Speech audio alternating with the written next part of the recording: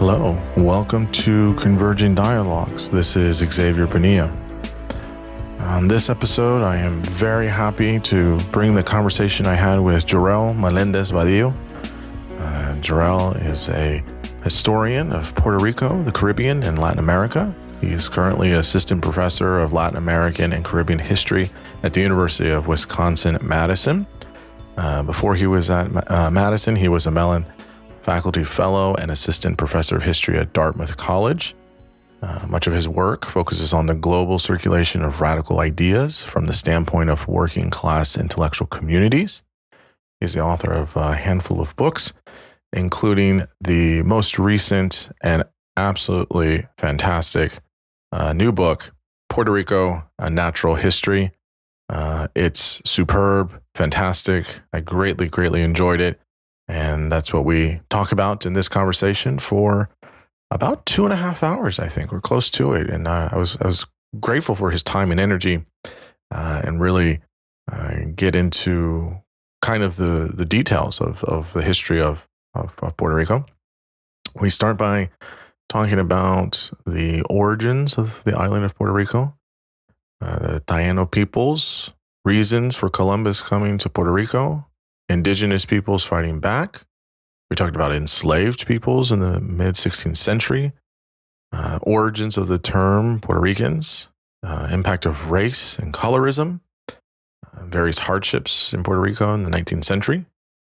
We discussed the Lares Revolution, Puerto Ricans coming to New York, Spanish-American War and the United States acquiring Puerto Rico, cultural shifts from a Spanish colony to being an American colony, the Great Migration in the mid-20th century, history of some of the parties of Puerto Rico, the status of Puerto Rico, where many people are having debates on how it should be, whether it should be independent, a state, a territory, or other, and the future of Puerto Rico. As you can tell, this was a very broad, sweeping conversation. We could do the whole history of Puerto Rico. So, of course, barely scratching the surface in a 2.5-hour conversation.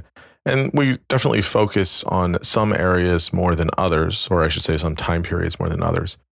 We do spend a lot of time in the early part of the kind of history of the island, which I was actually really happy about. I feel like we definitely hear a lot of things about current events in Puerto Rico, but I think getting the context and different people groups there, indigenous peoples, slavery, being a colony of Spain, a colony then of the United States. 1898 is a pretty critical year for Puerto Rico. Then the 40s and 50s is pretty critical, and even I would say currently, it's just trying to figure out where they're headed. Jorell has such a passion for the place he calls home. It comes through in the conversation. He's a wonderful person, super brilliant, and again, he really cares about his country. He cares about the people there, and doing his best to tell all sides of history there. So he is doing fantastic work. I was really happy with the conversation, and I can't say enough good things about him and his book. Highly recommend it, out through the great Princeton University Press. Definitely pick up a copy. As always, you can find this conversation and all other conversations at convergingdialogues.substack.com. I'm also on YouTube. So like, subscribe, follow, tell your friends, contribute. And, if you like this episode, you can, I'm sure, find many other episodes that might be similar. A lot of the times now at this point, if you like one episode, if you search around a little bit, you can find other episodes as well that will probably interest you. So don't be shy about doing that. And now I bring you Jorell Meléndez Badillo. I am here with Jorell Meléndez Badillo. Jorell, thank you so much for coming on the podcast. I'm greatly looking forward to talking with you. Thank you. Thank you for having me. I'm super excited to be in conversation with you. Yeah, absolutely. I'm also very much looking forward to it. You have written a fantastic, wonderful book that is, I think, the kind of, for me, standard about the history past and history current. So it's kind of a nice one volume on Puerto Rico. The book is called Puerto Rico, A Natural History, and that is out through the wonderful Princeton University Press. So it's all very, very exciting, and we're going to talk all about Puerto Rico. So I'm thrilled. Before we do, why don't you just give a kind of brief picture of who you are professionally, academically, and anything else or anything relevant that you want to share. Awesome. Thank you. Thank you so much again for having me, for the space to talk about the book. So I am a professor of Latin American and Caribbean history at the University of Wisconsin-Madison.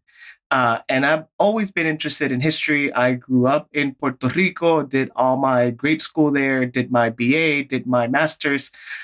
Before recording, we were talking a little bit about my background. I come from the punk community, and I always like to mention that because it gave me sort of like an ethos and an approach to academia, to my life, in terms of doing everything myself. And so in terms of getting to this book, this was a book that I was not expecting to write so early in my career. The opportunity came across to write it, and I said yes to that opportunity. And so for me, it's sort of like a personal history. It is sort of like my attempt to give back to Puerto Rico, and particularly, and we'll get to talk about the current political moment, but also I see it as my intervention in what's happening in Puerto Rico, but also opening Puerto Rican history to a broader audience, not only my students, fellow colleagues and academics, but also trying to write a narrative that is inviting for other folks. So that's me. I also do anarchist history and working class intellectual history. So that's like my other sort of intellectual line. But I always come back to Puerto Rico in one way or another. Yeah, that's very nice. You know, it's interesting. I haven't talked about it much, but when I was younger, when I was a youth, an adolescent, I kind of really sunk my teeth into the hardcore community. So adjacent to the punk community, is a little bit more aggressive, maybe in some ways. And I actually was straight edge for a couple of years. Probably about 6 or 7 years. And so not only is there certain things that come along with that, but there's a kind of subculture and community. I mean, I'm not straight edge now, but yeah, it's so I feel you on the DIY thing, kind of these very, very passionate ways of trying to engage with, social cultural things. So yeah, that's somewhere in the it's an artifact of my history as well. So that's very nice to hear that that's kind of your similar upbringing in that way. So absolutely, I guess tell me about with Puerto Rico. When you kind of start all the way back. I guess what is the island has been around for a while in terms of, I mean, you don't go all the way back to like the geology of the history of the island, but you do go back to where before Spain got there. Maybe talk about some of the earliest origins of or the earliest inhabitants of that we know of historically of Puerto Rico, and the various kinds of periods or epochs that it's gone through. But yeah, just talk generally about the island, where you start in the book, and kind of what the social structure of the island was, being organized by different chiefs and different chiefdoms and all these things. Yeah, just kind of set the table for us of sorts with origins. Absolutely. Thank you for that. This book, I originally intended it to be a history of the contemporary moment. But in order to understand what's happening in Puerto Rico nowadays, I thought that it was important to go all the way back to pre-Columbian times. And so, as you mentioned, I begin with pre-Columbian times in part because I wanted to note and argue and stress how the pre-Columbian societies that Spaniards encountered in 1493 in Puerto Rico were highly organized and they were highly structured. And so I begin with pre-Columbian societies, particularly the Taino communities that lived in Puerto Rico. And so I say that because, oftentimes we know very little about the pre-Columbian societies. In fact, as Ala Ferrer has argued in her wonderful new book on Cuba and American history, how they call themselves, we don't even know. the people that we call Tainos Yeah. did not refer to themselves as Tainos, right? And part of the reason is because that pre-Columbian knowledge that we have is the product of a careful dance between archaeology, anthropology, and history, and we can never be certain about that sort of past.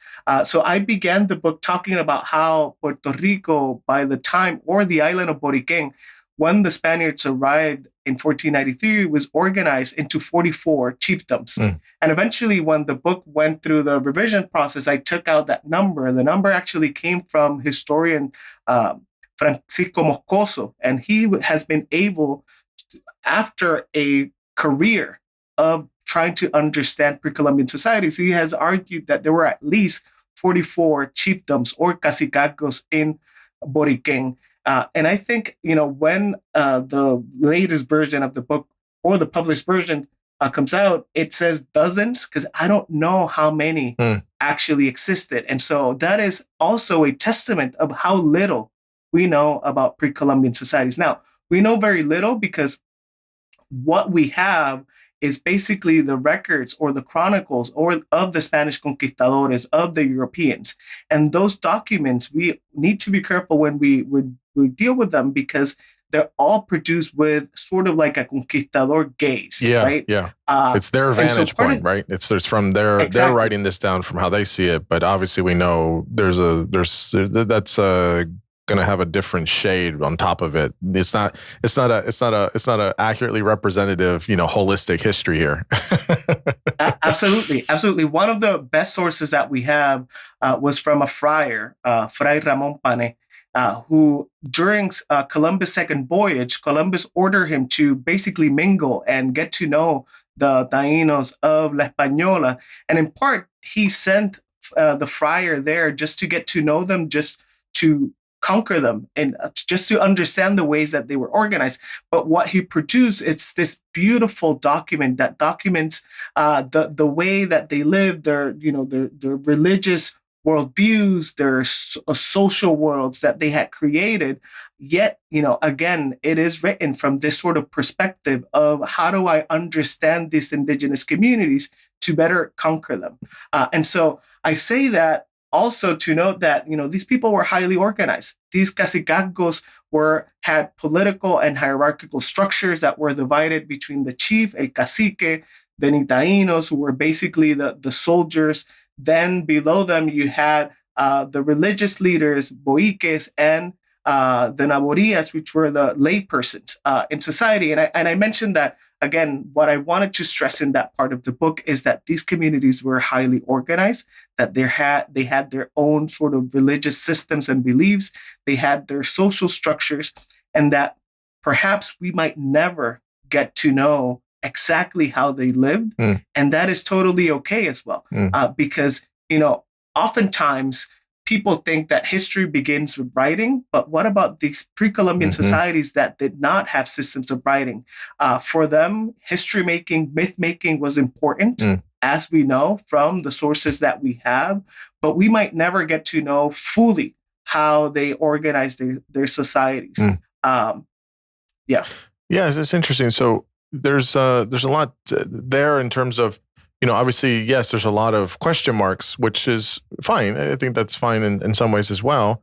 But when we do kind of get to some of the written types of things, so just right around the Columbian period, what do we know, I guess, about the people group there? I think you talk about it in the early chapters of the book about the Tainos. They have it's not just like one people group, right? It's a bunch of different people groups together. There's a certain social hierarchy here. And then along with that, how did they view, as best we know, folks coming from Europe? It sounds like at a certain point, you had mentioned that they weren't unaware of that. They had some idea, these strange, looking people from Europe before they had arrived. So yeah, tell us about like the kind of makeup of the people groups and the social structures there. And then there, as best we know, ideas of folks from Europe coming over there. Absolutely. So some of the things that we do know is that the people that it first inhabited the island of Boriquén probably arrived around 6,000 years ago. And so it was part of multiple waves of migration. Now, there has been multiple archaeological and historical debates about whether they arrived from the southern part of the Americas or the northern part.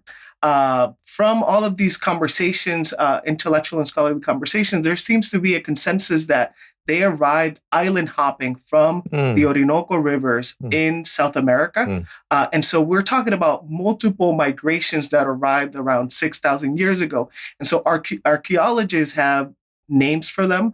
They call the first wave of migrations the Archaics because of the rustic nature of the instruments that we have found. And after that, there are multiple different migrations. And so what we call Tainos were part of this broader group called the Arawaks. And so the Arawak is in reference to their language. And so when we call these folks Taino, we don't know if we should refer to one single people or perhaps multiple ethnicities under that broader category. Taino ultimately means good people. And so this is a name that was ascribed by the Spaniards. It's not a marker that they used to identify themselves. But the same way that I argued earlier that they had complex systems of knowing, of getting, of organization, that same sort of like systems of knowledge that they had was the ones they used to sort of understand this new people that arrived in 1493. So for a long time, when I was growing up in school, traditional Puerto Rican history argued that the Tainos understood Spaniards as gods, that they could not understand these new people that had arrived, these white people that had arrived in the country. And so ultimately what these ideas or historical myths push was this sort of notion of Taino docility, indigenous docility. And so what you find in the archival record is actually that these people were resisting the conquest from day one. In fact, one of the most famous archaeologists, Irving Rouse, named his book on Tainos, Tainos, the people that greeted Columbus, right? And the people that basically welcomed Columbus. What we see in the record is that they actually resisted the conquest from day one. And they were creating political alliances, strategic political alliances with the Spaniards. And so when the Spaniards arrived in 1493, these indigenous communities and cacicacos were in communication with one another. Right now, when we think about the Caribbean, which is multiple archipelagos, we think about bodies of waters as borders. For indigenous communities, borders of waters meant connections. It was possible that for an indigenous person in the southern part of Puerto Rico to feel more proximity to indigenous communities in the island of La Española than with indigenous communities in the inlands of Puerto Rico, right? And so I say that because once the Spaniards arrived in 1492 in the Caribbean, these communities were communicating with each other and they were sharing knowledge about the people that they were meeting. And so when in 1493, the Spaniards arrived in Boriquén, in Puerto Rico, what they found was empty huts. And so for a long time, people argued that it was that they were afraid. And so I think that they were basically already aware of the brutality of the Spaniards. And they had seen what the Spaniards had done in other islands, and they knew about this. And so, again, my argument there is that these communities were not only highly organized, but they were in communication to one another. And so this sort of circulation of ideas that we talk about with the rise of print media was already happening in pre-Columbian societies in the Caribbean. Yes, it's very fascinating about because obviously, I mean, if people can have a visual in their mind, if let's say from the U.S. perspective, if you go all the way down to Florida, and you go to the Keys, you get to Key West, the big island of Cuba, and then to the east of Cuba is the island of Hispaniola, which has Haiti and Dominican Republic, and then east to the island is Puerto Rico. So it's all, you're making this claim, and further east is Virgin Islands, things like that. But the claim is that there was communication within these people groups where the Caribbean and the water is sort of a bridge or a network between people communicating, at least between Española and between Puerto Rico. So I guess in this way, there's this interesting dynamic, no? Of you have, let's say, one or multiple islands are uninhabited, and then they become inhabited by indigenous peoples from, let's say, South America or maybe Southern Central America, Panama or whatever, Colombia, wherever it's from, how we know it today. And they're going up there and they're, exploring, or they're coming upon this. There's multiple migrations.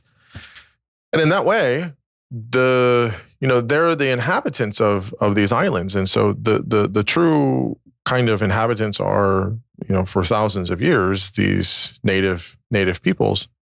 And this kind of connection there. And so when you have, you talked about this resistance there, is, there's a long establishment of indigenous peoples that are in Puerto Rico in this case, but maybe in the other islands as well. And so when this happens, right, and you talk about, the kind of the Spaniards kind of, classifying them as Tainos, and okay, they're going to call them one thing, and okay, they don't break it down into this kind of system necessarily. Why do you think, aside from gold or resources, from the other perspective for a minute, why was Columbus and other Spaniards coming to the Caribbean continuously, crossing an ocean in the 15th century, late 15th century, to come to these small islands with these small, was it just power? Was it just greed? Was it just for the king? What was the reason why they wanted to establish a system of having then this forced indigenous labor? Was it just, from that perspective, talk about that, but then the interactions of is it well, we're just outgunned and we're outmanned and we're out, all these things for people there, but these are people that have been there for maybe thousands of years, for generations. So talk about, I guess, that kind of interaction at that period when we get to Columbian times. Yeah, absolutely. So the Spaniards first arrived in Puerto Rico in Columbus' second voyage, which is in 1493. Mm-hmm. The first one was in 1492. Oftentimes we as Puerto Ricans, we like to think we're at the center of every single historical narrative, and we think that we are, the center of the universe. But in that time, Columbus did not really care about Boriquén. He wanted to get to La Española. Actually, he stops in Boriquén in 1493 just to get water and resources on his way to La Española. And when he gets to La Española, they had created a fort out of the debris of one of the ships that had sunk in the first voyage. And so when they get there to Nativity Fort, El Fortín de la Navidad, they find that it was burned to the ground, and all of the Spaniards that had been left behind were dead. So basically, also adding, against that notion of indigenous docility. We don't know what happened.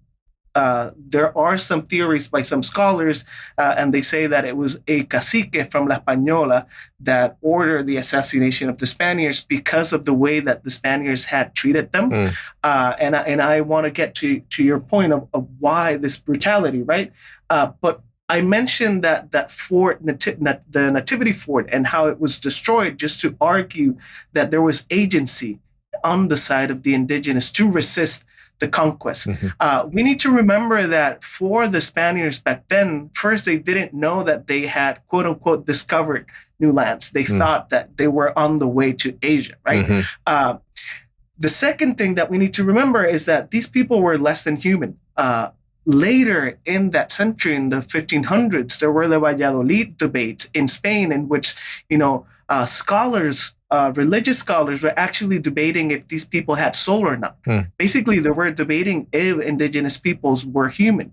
And so there's definitely greed. there. When you read Columbus' diary, he was really impressed by all the gold that he found, although he exaggerated the amount of gold that he found, which is important. He needed to finance his expeditions. And that's why in Columbus Diaries, he talks about all these wondrous things, people that were breathing fire, people with dog noses or hog noses. And also, one of the most important things that I wanted to mention is that Columbus argues that there was this very warlike tribe called the Caribs, Los Caribes, that basically were, brutal. They were savages. They were warmongers. And so he uses the Caribs to enslave indigenous peoples. And so there's this myth about the myth of Caribs cannibalism that begins from this moment. And I mention it because first, he needed to argue to the crown that these islands were wealthier and richer in gold than they actually were. And second, he needed an excuse to enslave indigenous peoples.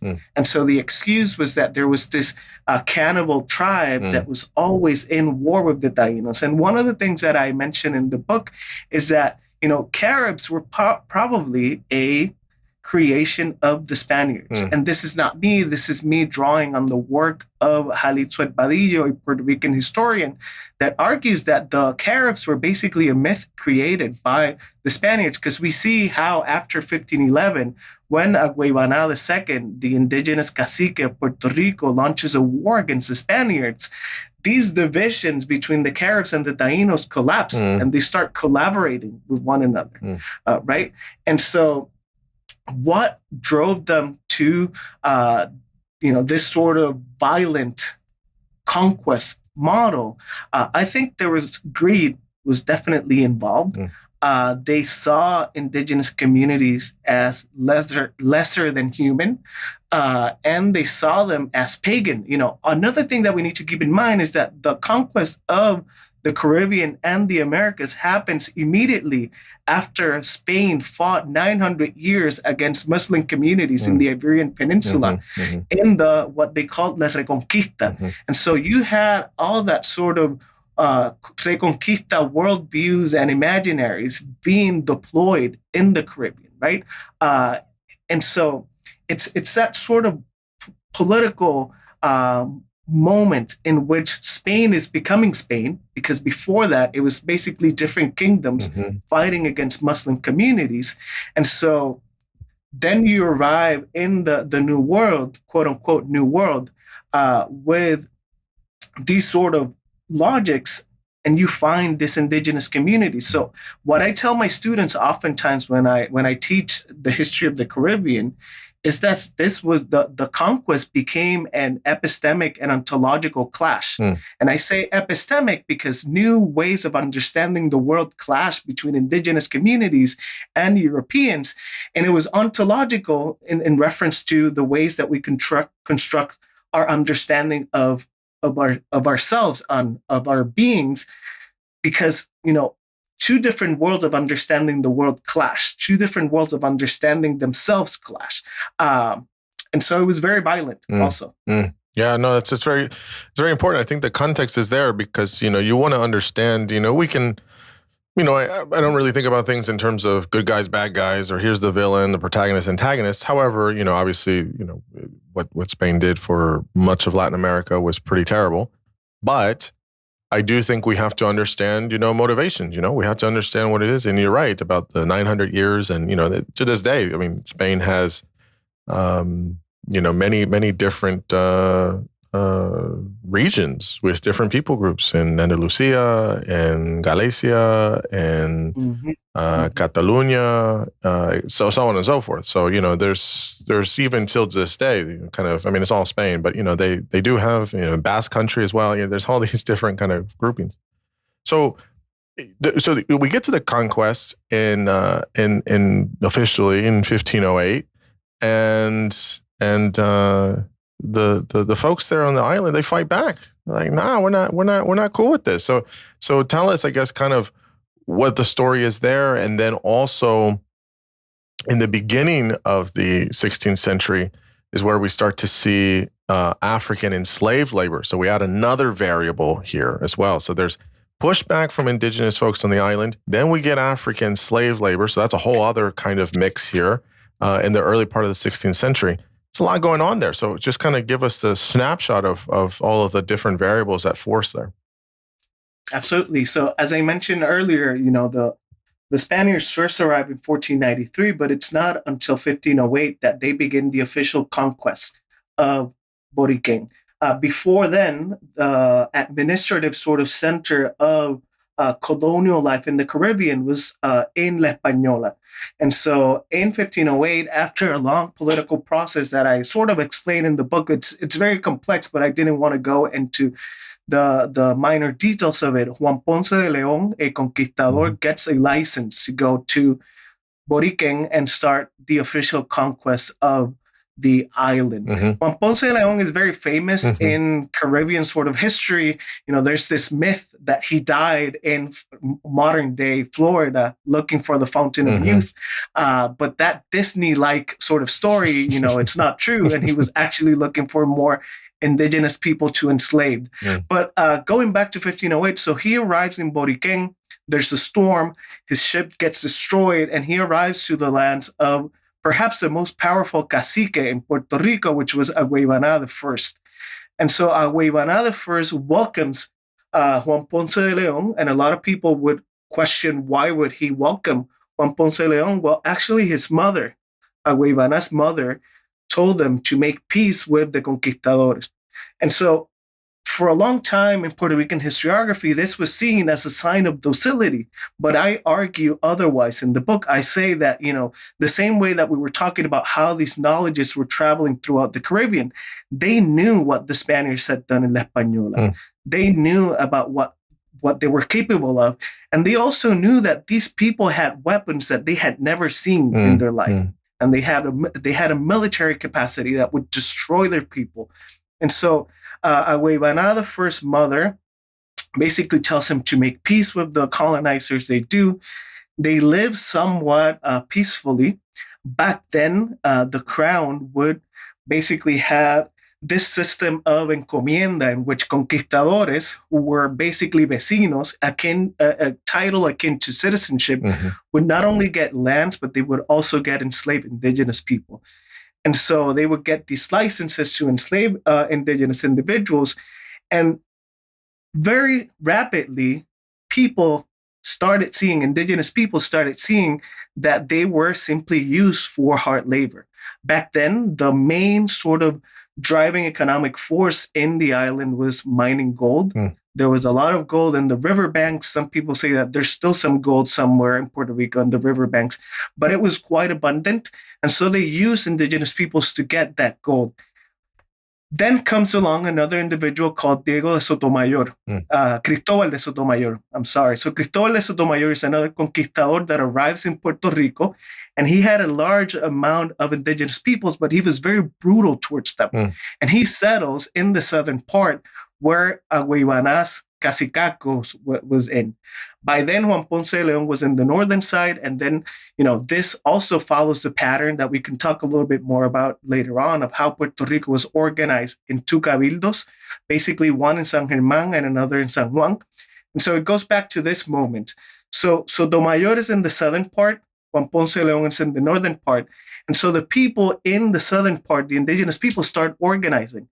Unluckily for both of the Spaniards, by then Agüeybaná I dies, and his brother, Agüeybaná II, takes power. Now, I mentioned that it's his brother because in indigenous society back then, these societies were matrilineal, meaning that the blood of the mother was the one that decided who was going to inherit the Cacicaco. And so when Agüeybaná I dies, it's his brother that takes over. Agüeybaná II did not care for the Spaniards. And he grew up seeing the violence of the conquest. So he sought to avenge the violence that his people were living. He organized an insurrection. Eventually, there was a snitch, like often happens. And it so happens that it was his sister that told on him and the Spaniards. And so when the Spaniards from the south were going to the north to alert the authorities that there was an insurrection coming, they were killed.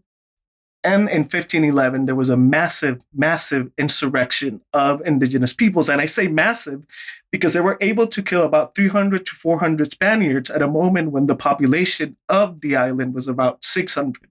So they were able to kill many, many Spaniards. The repression was equally brutal.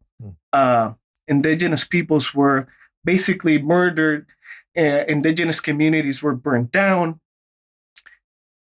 However, although in Puerto Rican historiography, it's argued that it lasted a few months, what I'm able to document in the book is that this was the first of many, many wars between the Spaniards and the indigenous peoples.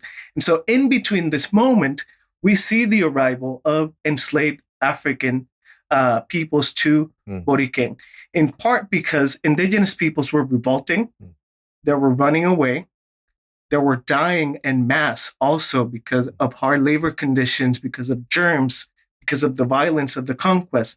And so we see that there's another sort of element that arrives.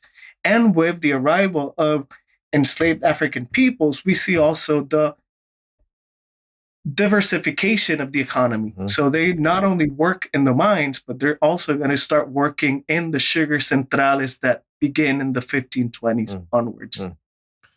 Yeah, it's interesting because as there's a lot of resistance, there's a lot of bloodshed, there's a lot of pain. You're introducing a whole completely different people groups, and also in an awful space. And then, of course, through time, you're going to have admixture, and you're going to have a diversification in a lot of ways, which is will become more relevant as the history goes on. So just real quick, you had mentioned it. So just to follow up with it. So many people know San Juan, as the capital, right? It's still the capital of current day of Puerto Rico. Yeah. So you mentioned the two cities, but how did San Juan become a critical city in 1522? And then I guess more broadly, we have at this point, maybe closer to the mid 15th century or 16th century, as it was true for much of the world in different parts, all the way out into Asia, and you see it here too, where the Spanish and the English and the Dutch, everyone wants their piece, right? When I was reading this and I was thinking to myself, okay, I get the gold part, fine. I mean, but Puerto Rico is a small island, right? It's not like this massive landmass country and things like that. And why is everybody coming to this really small place in the Caribbean to just fight over, whether it's gold or all these things? Like, what was it for these huge empires at the time that were competing with each other, of course, to again cross an ocean on these big wooden ships, super dangerous, super long, to fight with indigenous groups, fight with each other? What was the whole piece? So just tell us about San Juan, why it became important, and how all these groups, middle 5th, 16th century, were kind of fighting over this island. Absolutely. It goes back to what I had mentioned earlier. We are the most important country in the world.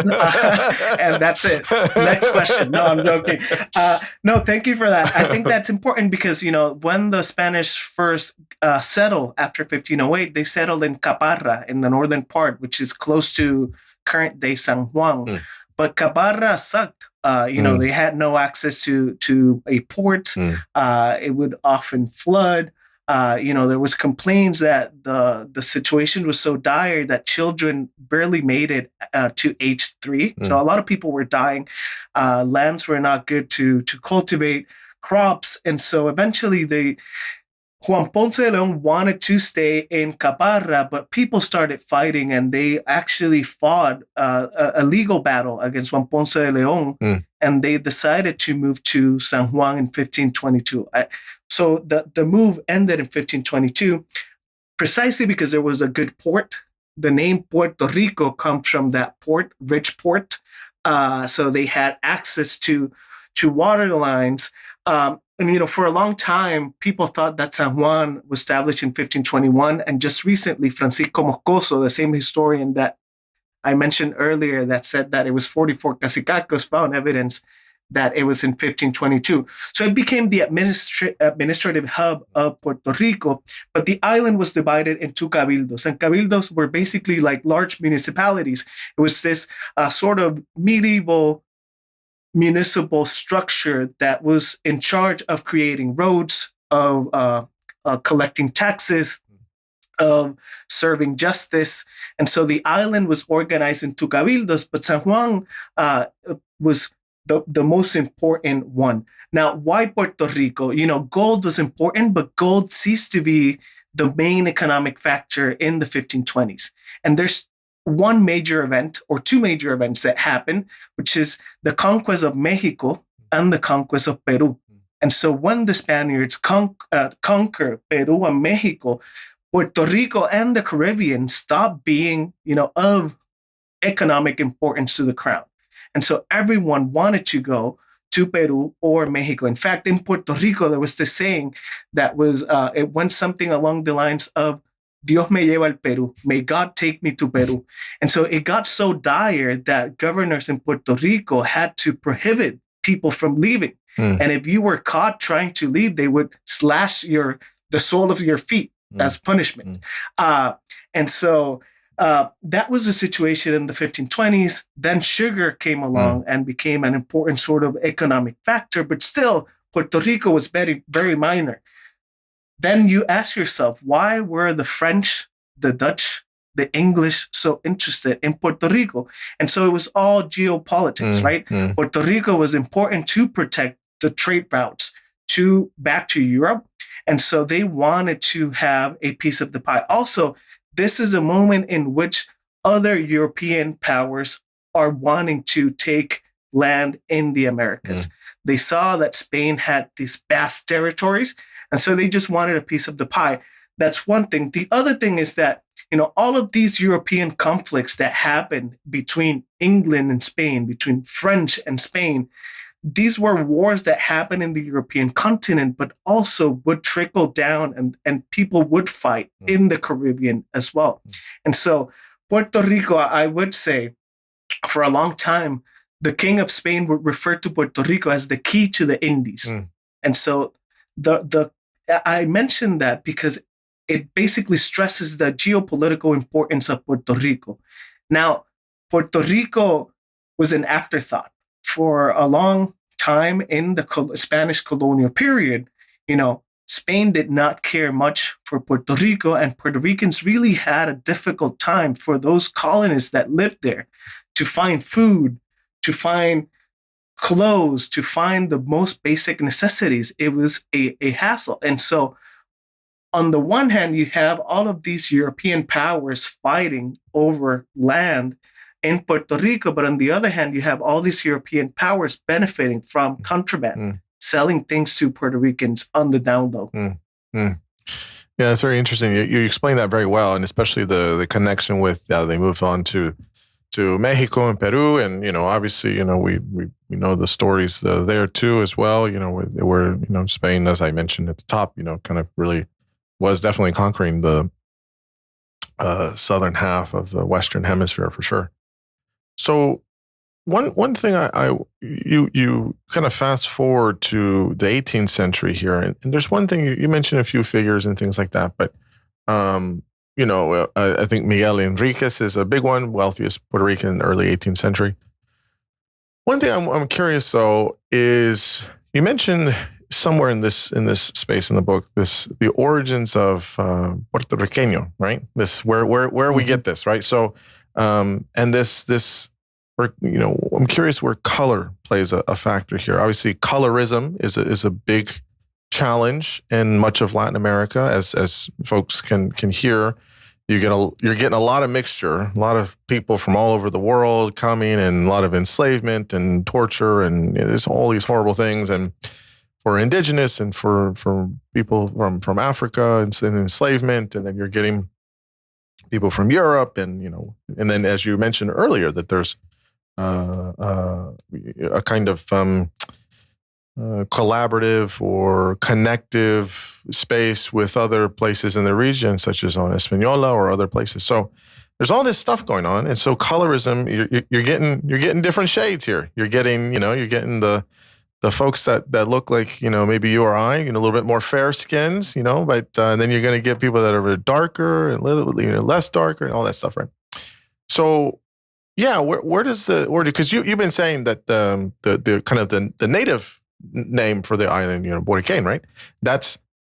We don't call it that anymore, right? We call it, Puerto Rico. So, well, you can answer that. Why? Maybe some people do like to reclaim that or use that again or something. But where do we get this idea of, Puertorriqueños, and then this idea of where colorism kind of comes into play as you're having all of this mixture for, 200 years, let's say, at this point. So yeah, just chat about some of these kind of dynamics as well. Yeah, absolutely. Absolutely. Yeah, I think that's a very, very, very important question. The question of race and the question of color, right? In traditional Puerto Rican historiography and traditional Puerto Rican history, there's an argument that indigenous people were decimated and killed by 1530.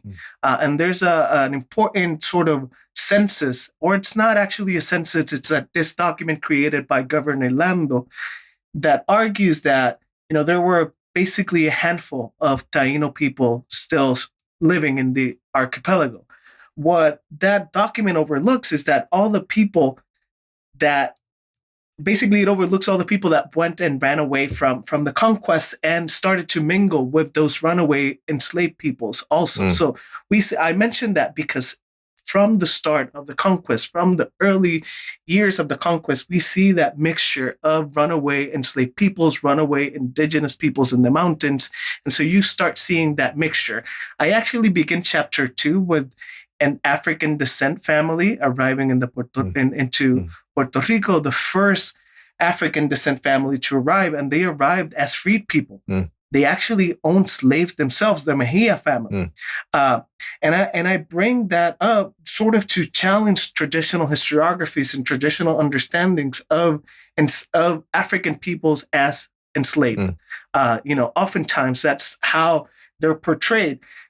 However, I also mentioned in the book that by the mid 1500s, all of the vecinos of Puerto Rico were white, right? And so we see how Blackness gets equated with enslavement in Puerto Rico in the 1500s. And so I mentioned that because by the 1600s, 1700s, race was very carefully guarded by the Puerto Rican elites. What we see in Puerto Rico and the rest of Latin America is that you had criollos, those people that were born in the Americas, and then you had peninsulares, who were those born in the peninsula, in Spain. And so oftentimes peninsulares were white. However, criollo, one of the things that I found while doing research for the book in Puerto Rico in the 1700s, criollo was also a marker of race and class. So Black and brown people were not called criollos. They were othered.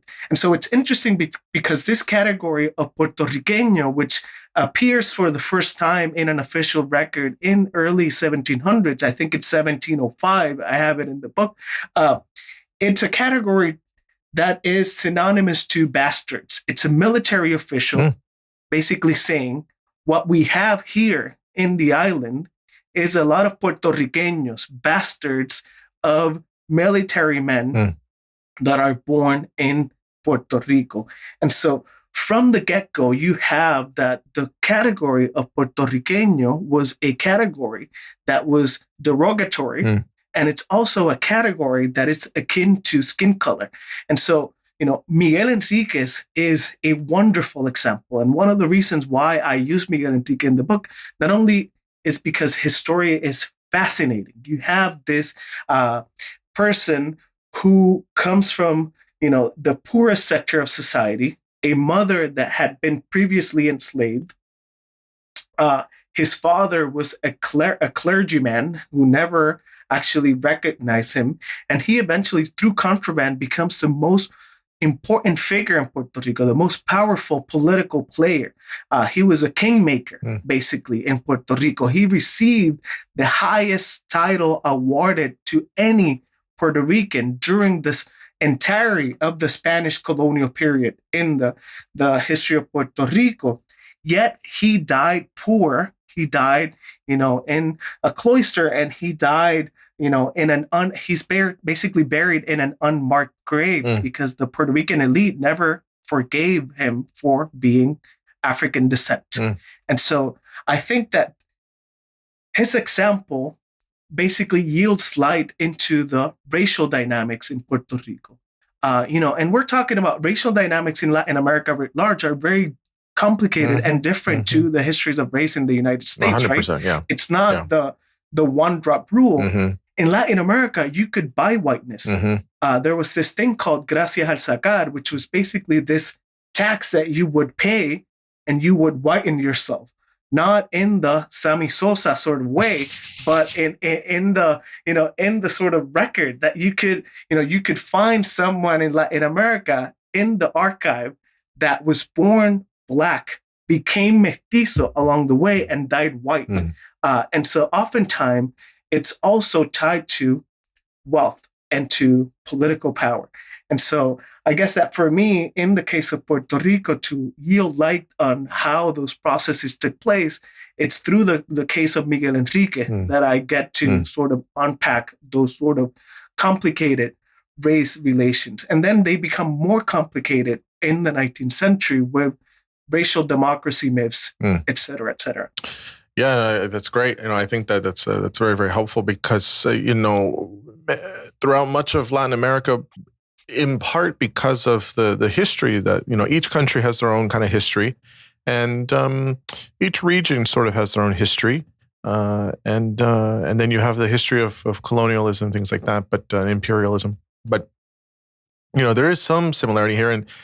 And there's something I've tried to explain to people here in the United States is that class is a much bigger issue in some ways, or in a maybe a better way of saying it is that it's hard to remove class from issues of race or colorism. That's not to say that doesn't exist in Latin America. It does, but it's very much embedded with class. And it certainly is here in the U.S., but people try to very much isolate these are racial issues or racial divides or racial things. And U.S. has its own story and its own complications, of course, but it has there is a really a big emphasis on class, and in many ways, in a lot of places, class can be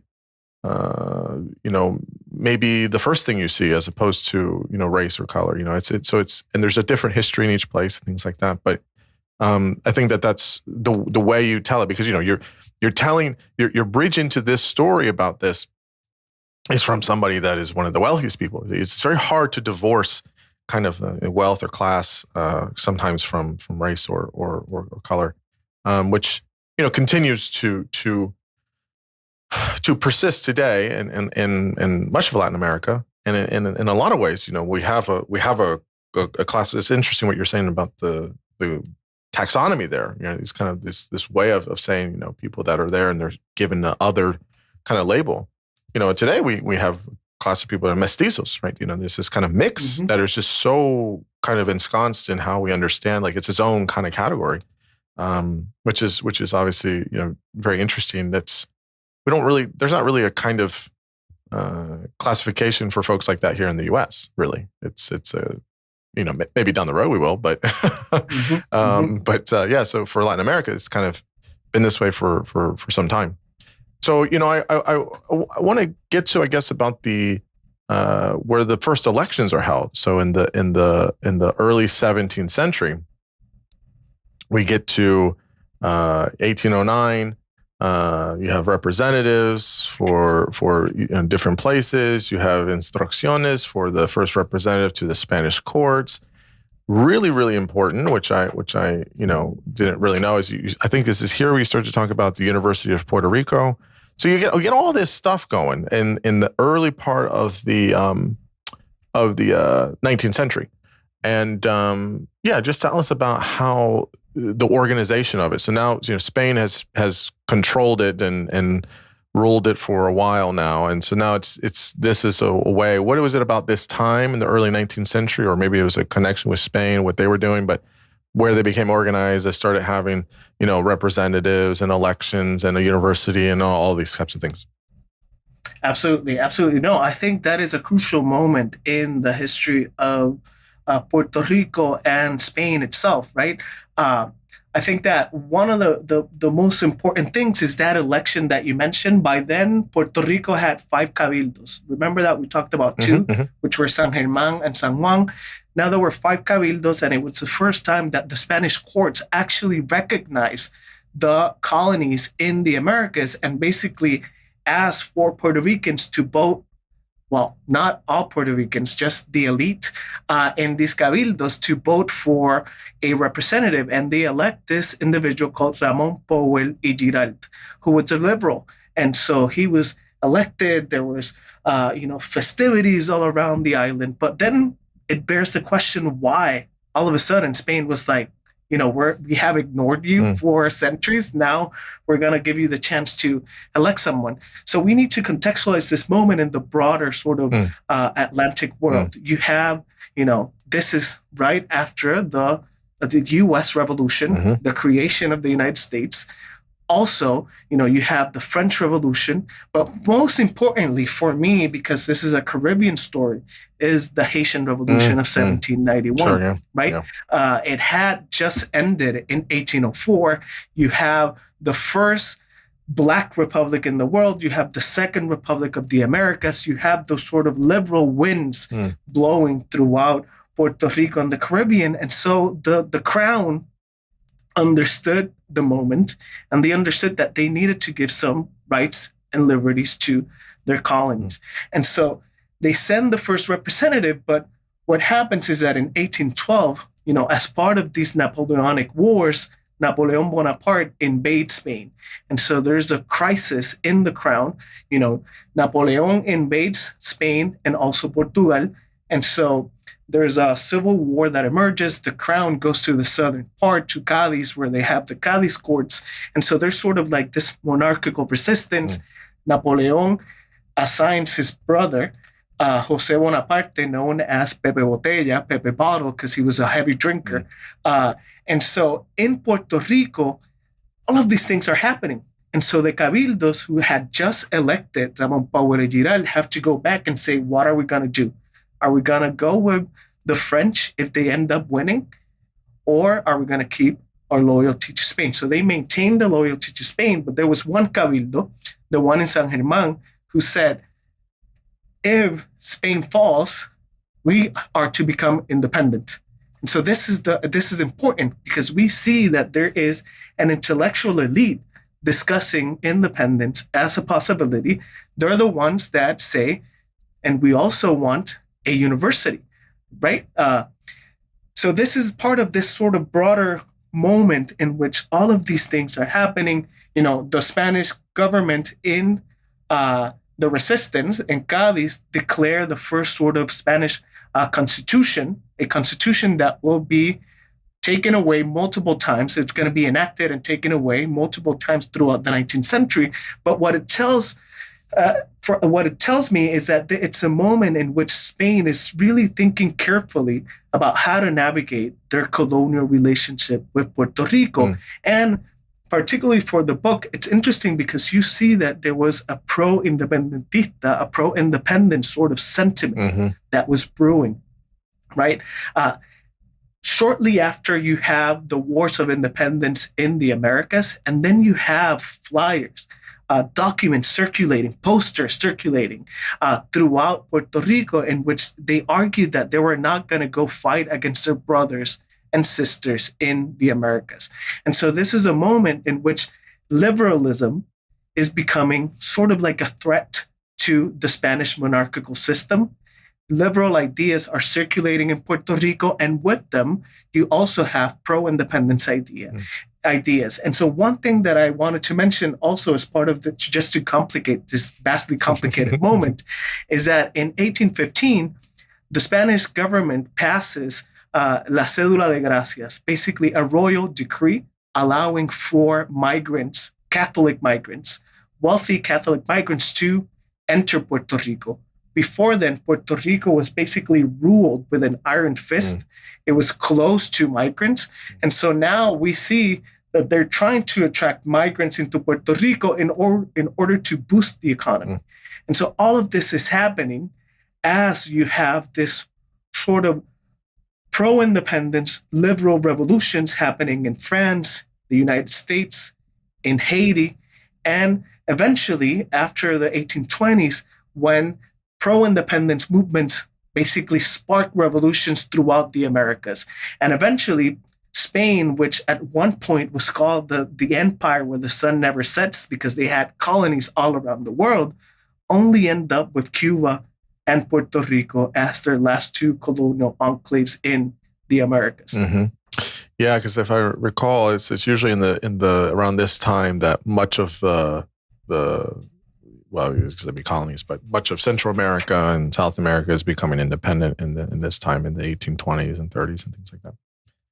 Yeah. So I guess the piece here, so there's obviously this interaction with Spain and what's going on, and it's interesting how they're opening things up. I guess maybe just tell us more about how Puerto Rico looks different now in the 19th century, middle to end of 19th century. We'll come to some of the revolution and how the parties are created. And of course, at the end of the 19th century, it becomes very important. But I guess throughout the 19th century, how is it divided?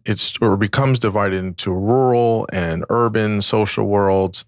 There's an organization of colonial administrators, plantation owners, factory owners, and merchants. It's an interesting place, right? You have a whole kind of system of difference here. And so, yeah, tell us what was it? How was it organized, and what was it like socially and I guess economically in the throughout the middle and end of the 19th century? Yeah, absolutely. So, it's interesting because you have in the 1820s and 30s the wars for independence, 1810s all the way to the 1830s. You have the wars of independence in Latin America, formerly known as Spanish America. And then you have the Real Cédula de Gracia, the royal decree that allowed for immigrants to arrive in Puerto Rico in 1815. So you have these vast political and economic transformations. You also have a lot of people migrating from Haiti to Puerto Rico. You have a lot of wealthy people migrating from former Spanish Americas into the Caribbean. And so you have all these elements arriving into Puerto Rico, but also importantly, at the beginning of the 19th century, England is pushing for the abolition of the slave trade. And so they're pushing towards abolition throughout the Caribbean. And we see that it's in that moment when we have what some scholars call the second slavery in the Caribbean, particularly in Puerto Rico and in Cuba. So as the French, Dutch, and British colonies are abolishing the slave trade and slavery itself, we see massive numbers of enslaved peoples arriving in both Puerto Rico and in Cuba. And in part, it's because of the economic structure, which was based on sugar production. And so in Puerto Rico, as you were mentioning, you have this plethora of, new sort of social groups, like planters, you have the merchants, you have the hacendados, but you also have the expansion of enslaved peoples. And with it, you have a lot of enslaved revolts. And so throughout the 19th century, the Spanish government will fear what I call in the book the ghost of Haiti, which was all of these enslaved revolts that were happening because the same way that pre-Columbian societies would communicate with each other, enslaved peoples had their networks and forms of communicating with one another. In fact, there's this individual called Chalet, we don't know his full name, but the Spanish authorities were looking for this individual called Chalet, who was an emissary of Haiti in Puerto Rico, who would go to haciendas and plantations in order to send the message of the Haitian Revolution to enslaved peoples. And so it's this very complicated world. Also, it is a moment in which those sort of liberal rights that were granted to Puerto Rico at the beginning of the 20th century that we were talking a few minutes ago were eliminated. It's a moment in which Puerto Rico is ruled with a strong sort of arm. We used to have, before the 19th century, a military governor and basically a civilian governor. And so that civilian governor position gets eliminated, and we only have military governors that enact the most brutal authoritarian sort of policies to control the populace, right? And so you have, on the one hand, one thing called el bando en contra de la raza negra, which was this sort of decree against Black peoples, either enslaved or freed. And you also had what was called la libreta de jornaleros, basically the workers' journal, which was this notebook, or the notebook system, which was a notebook that workers needed to carry around all the time in order to prove to authorities that they were employed. Wow. And so this was a mechanism to control movement across Puerto Rico. And so that is the 19th century. It's a moment in which sugar is king, but sugar is a brutal king at that, because sugar and its production, while it was sweetening teas in Europe, it depended on the blood of enslaved peoples, on the labor of enslaved peoples. And you have all of this sort of social tensions brewing. You have the urban world that is composed of an elite that is looking at Europe, that is reading European literature, that is drinking teas, while you have a very poor rural working class and enslaved people.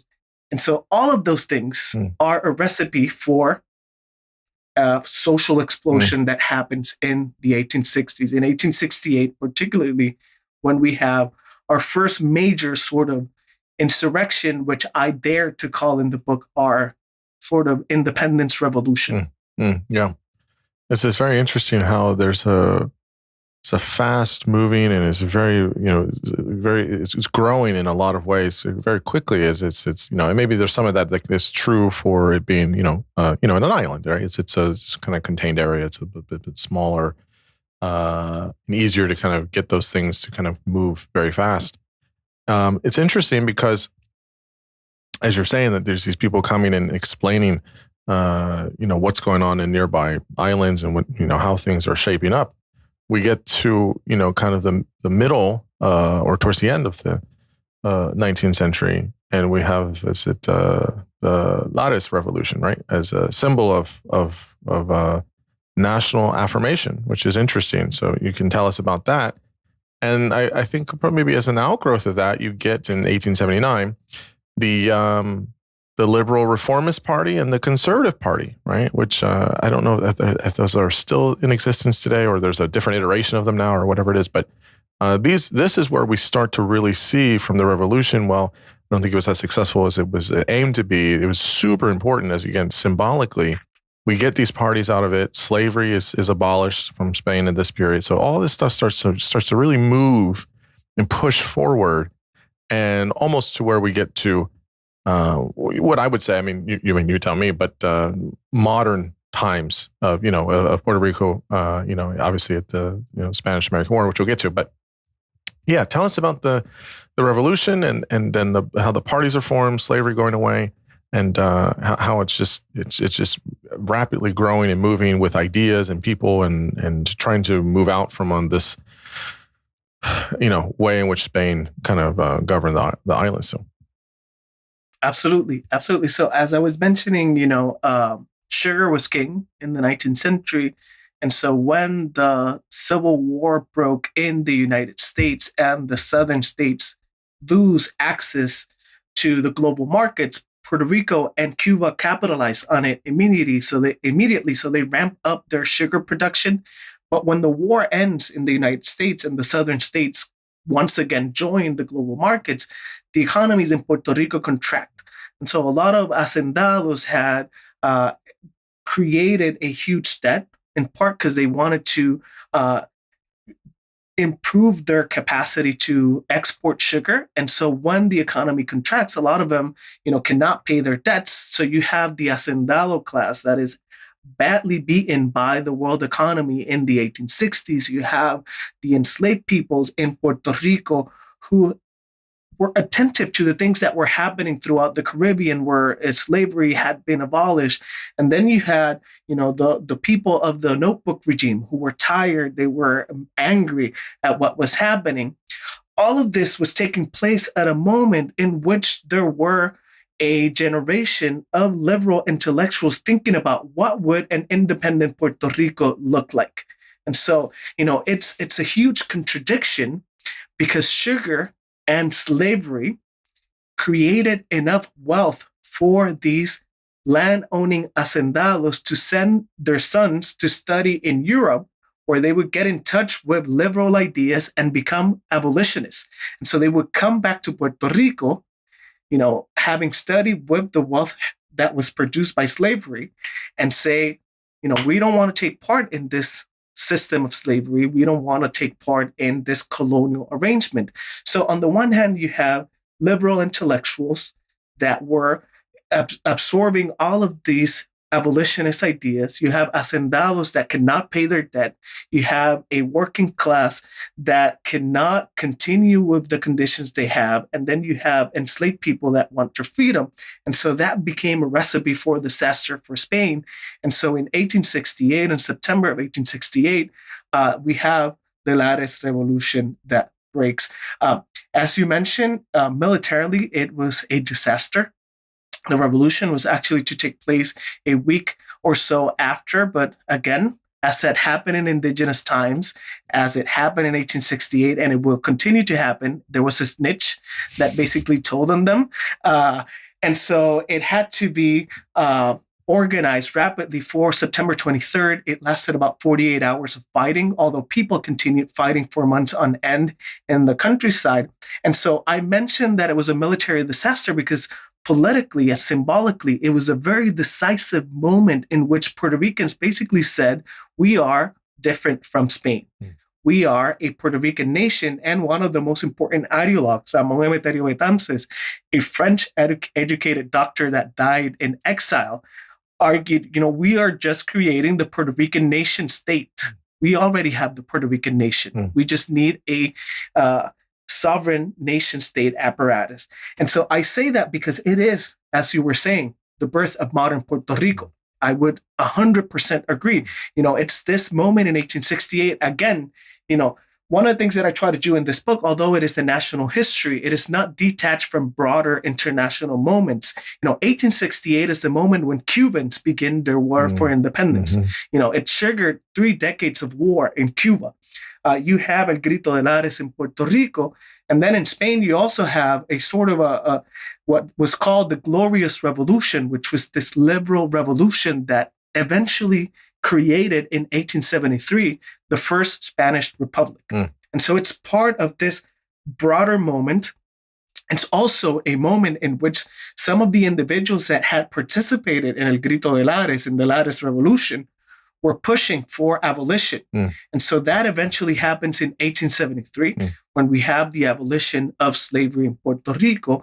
And with the liberties that were created after the Spanish Republic, we have the creation of the first sort of political parties in Puerto Rico, the reformist and liberal that you were mentioning, all of them within the orbit of autonomy. And so independence after Lares, and we can talk about this in the 20th century. And one of the reasons why independence is not so prominent in Puerto Rico is because of repression. Absolute repression from the state. And so for these first political parties, the only sort of range of operation within the world of electoral politics was within autonomy. So the differences between the reformist and the liberal was the degree of autonomy that they would have, but both of them operated under the idea that they would continue to be part of Spain, right? And so that does not mean that pro-independence sentiment simply disappeared after Lares, is that it had to be hidden. And so, there's this emeritus professor at Princeton, actually, Arcadio Díaz-Quiñones, one of my great teachers, that argues that Puerto Ricans, ever throughout its history, Puerto Ricans have perfected the art of bregar. And bregar translates something roughly to like the hustle. It's not political open defiance, but they're always orchestrating in the underground. And I think that there's something there because you have the rise of these, political parties that are advocating autonomy, but pro-independent sentiment was always there. The thing is that it could lead you to be imprisoned or killed by the state or exiled if you were open and vocal about it. But it is the birth of modern Puerto Rico. And I'm sorry I'm extending, but just two last things that I wanted to mention in regards to that. In 1873, we have the first industrialized sugar plantation. And so we see that with the abolition of slavery, you also have the modernization of the sugar production system. But it's also in that last 3 decades of the 19th century where we see intellectuals thinking about what does it mean to be a nation. And so we see also the foundations of that sort of national discourse, which, back to your previous question, it has everything to do with race, because it's this sort of idealized raceless nation. It's this racial democracy myth that perpetuates anti-Blackness, anti-indigeneity, and it's this idea of the great Puerto Rican family, the idea that we're all part of the family, but only the men, the patriarch, could speak on behalf of the others, of the masses, which for some of these intellectuals, the masses were seen as illiterate, too savage, too dark, et cetera, et cetera. And so it is in that moment, in the last sort of 3 decades of the 19th century, where we see those nation-building discourses emerging. So finally, we get to basically modern Puerto Rico. So before we kind of get to, the Spanish-American War, that's important, between the U.S. and Spain, for obviously particular reason. You mentioned in the book, at the turn of the 20th century, kind of set it up for us. There was just under 1 million people, about 870,000 people on the island, and 70%, almost 70% were illiterate, which is just, absolutely awful to read that high number. And then you talk about how New York kind of becomes into play here. So many, at least, listeners here in the U.S. might know that there's a little bit of some small amount of Puerto Ricans in New York, just a small amount, right?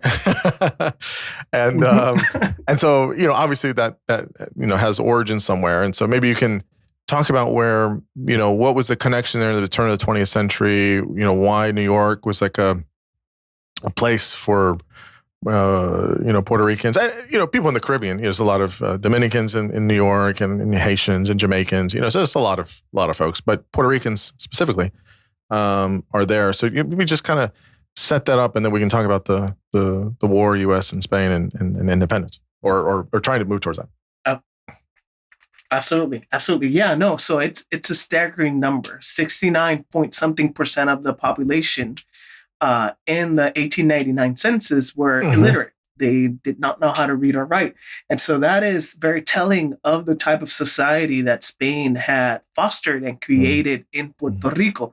As we talked about, it was not because of lack of desire from Puerto Ricans, because as we mentioned, ever since 1809 to 1815, there was a demand to create a University of Puerto Rico. And that does not become a reality until 1903 with the U.S. occupation. And I can talk more about that later on. But the university is a product of the U.S. occupation, particularly because they needed teachers in order to Americanize Puerto Ricans. But before that, there was no university. So a lot of the people that I mentioned earlier, Alejandro Tapia Rivera, Ramón Emeterio Betance, Segundo Ruy Pelvi, those people that were setting the foundations of the Puerto Rican nation and thinking carefully about what did it mean to be Puerto Ricans, had studied abroad. They had either studied in Madrid, in France, or some of them in the United States, particularly in Michigan. And so they needed to go abroad. These people were from the upper echelons of society. And so the majority of the people that were illiterate were poor and working class peoples, which were the majority of the Puerto Rican population in the late 19th century. This was by design. There was not a school system created in Puerto Rico. There were some private schools here and there, some religious schools here and there, particularly in urban centers, but there was no school system established in Puerto Rico, and that's why you had those high numbers. Now, a lot of people that migrated, when we think about Puerto Rican migration in the 20th century, we're thinking about a working class migration. And I can certainly talk more about the Great Migration of the 1950s onwards, because my family was part of that migration. And that's seen as a working class migration. But the migration of people to New York City at the turn of the 20th century was a more lettered sort of, or more highly educated, professional migration. So New York City was becoming a hub for a lot of people, as it does, and you mentioned that there's a small number of Puerto Ricans. We often joke that New York is a barrio of Puerto Rico. It's a municipality in Puerto Rico. But back in the 19th century, the first migration was a middle class, upper middle class migration to the United States and to New York. And New York was also becoming this sort of hub for liberals and revolutionaries. It's where a lot of revolutionaries meet. In fact, in the book, I talk briefly about the Partido Revolucionario Cubano that gets organized in New York City, and they have a Puerto Rico section. Because the mandate of the Partido Revolucionario Cubano was to fight for the independence of Cuba and also help in the independence of Puerto Rico. In fact, it's there in New York City where the Puerto Rican flag was created in that Partido Revolucionario Cubano, right? And so there's a connection there, and New York becomes important not only to Puerto Rico, but also to Cuba. Estrada Palma, the first president of the Cuban Republic, was part of the Partido Revolucionario Cubano. Ramón Emeterio Betances, who was one of the organizers of El Grito de Lares in 1868, was a member of the Partido Revolucionario Cubano Puerto Rico section. And so you have this sort of political world that is being created in New York City that attracted a lot of revolutionaries from the Americas, from the Caribbean. Jose Marti, one of his most famous texts, was written from in New York City, right? Some of his most important texts. And so, it became this sort of hub that attracted people. And so there's also another sort of untold story that Jesse Hufnut-Garska, professor at Harvard, has this beautiful book on Caribbean migrations to New York City in this period and the Revolutionary Caribbean, because it also, a Black migration. We also have, a race element that often gets ignored in these sort of conversations. So New York is becoming this cosmopolitan hub. And it's becoming, attractive to these intellectuals. Also, it's a testament to those sort of radical networks. We talked about the networks that pre-Columbian societies created. And so we see that in the 19th century, these radicals are also participating in network building and, circulating radical and revolutionary ideas. Yeah, it's interesting because, I think most people will admit or agree that, generally Latinos are a pretty collective bunch, right? And you can see that in how they organize. And there's different ways of organizing in different ways or for different functions or for different things, along with, very passionate about many things that, injustices or things like that. So it's just interesting to see, as you were saying, like making that connection between in pre-Columbian times, they were connecting, and then also throughout as a part of the history, and even doing it now at this period.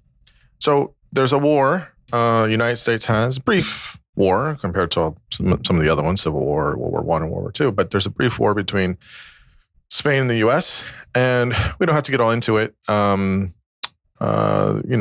This is a time where the U.S. post-Civil War, post-Gilded Age was attempting to be a type of empire itself, and they selectively were trying to do this with different islands in different parts of the world, and that's not new, but they were trying to do it their way.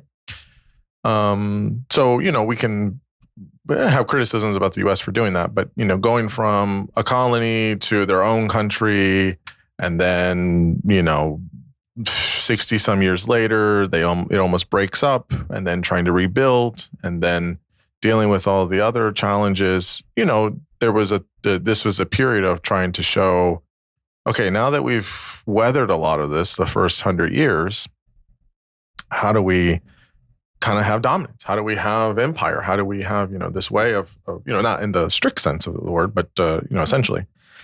And right at the, industrial age and building and creating things. And so anyways, there's this war with Spain. And in the process, U.S., as the war ends, the U.S. comes into possession of Puerto Rico at the end of 1898. As a reminder, William McKinley is president at this time. His vice president, Theodore Roosevelt, is there. What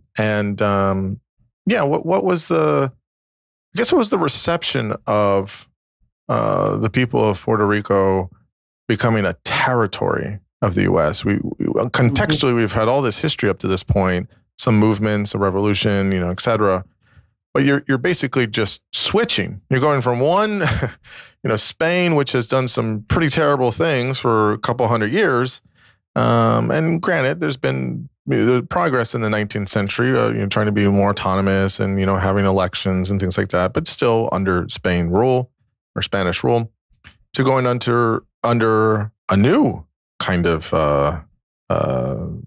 governing power. And so, this is where Puerto Rico is today. They're still a territory of the United States. We'll talk about them as a commonwealth in a bit, but they're still a territory. Not fully independent in the way that, as many other people will see it. So, this is obviously super important. So, how did this happen? And what was the reception at the time of people? Was it mixed? Was it, received well or poorly? Or, and how was it received? Absolutely. No, thank you. Thank you for that question, because I think that is the question, right? That Puerto Ricans have been grappling ever since. I think it's a very important question that I don't know if I will get to fully answer, but I think it's very fruitful to think of that question because it guides my work. In fact, I'm starting the research for a book on empire and education. So it's basically the war and how it impacted the U.S. higher education and also Cuba and Puerto Rico. But to 1898, that is a turning point in Puerto Rican history, in Caribbean history, and in U.S. history. And I wanted to begin to answer that question with a brief sort of narrative. You mentioned President McKinley, who was killed by an anarchist, Leon Czolgosz, after he had listened to Emma Goldman give a fiery speech. And so the history of 1898, I would like to begin also with another anarchist assassinating a head of state, in this case, the Prime Minister of Spain, Cánovas del Castillo. And so in 1897, this anarchist called Angiolillo, an Italian anarchist, goes and infiltrates a summer place where the Prime Minister of Spain was vacationing, and he kills him. With 3 shots, he kills the Prime Minister, and he says that it was when he gets caught, he doesn't run away. He basically just throws the gun to the floor. He says that he was avenging his brothers in Montjuic, which was this castle where anarchists had been tortured. Now, how does that relate to Puerto Rico? Well, weeks prior to that, Angiolillo had met with Ramón Emeterio Betances, who had organized El Grito de Lares, who was a member of the Partido Revolucionario Cubano. And apparently, Betances Angiolillo wanted to kill one of the young people in the royalty, in the nobleza, and Ramón Emeterio Betances said, no, Cánovas del Castillo is the real enemy. And so this is the moment in which Cuba is fighting for the War of Independence. After the assassination of the Prime Minister of Spain, Puerto Rico gets granted autonomy.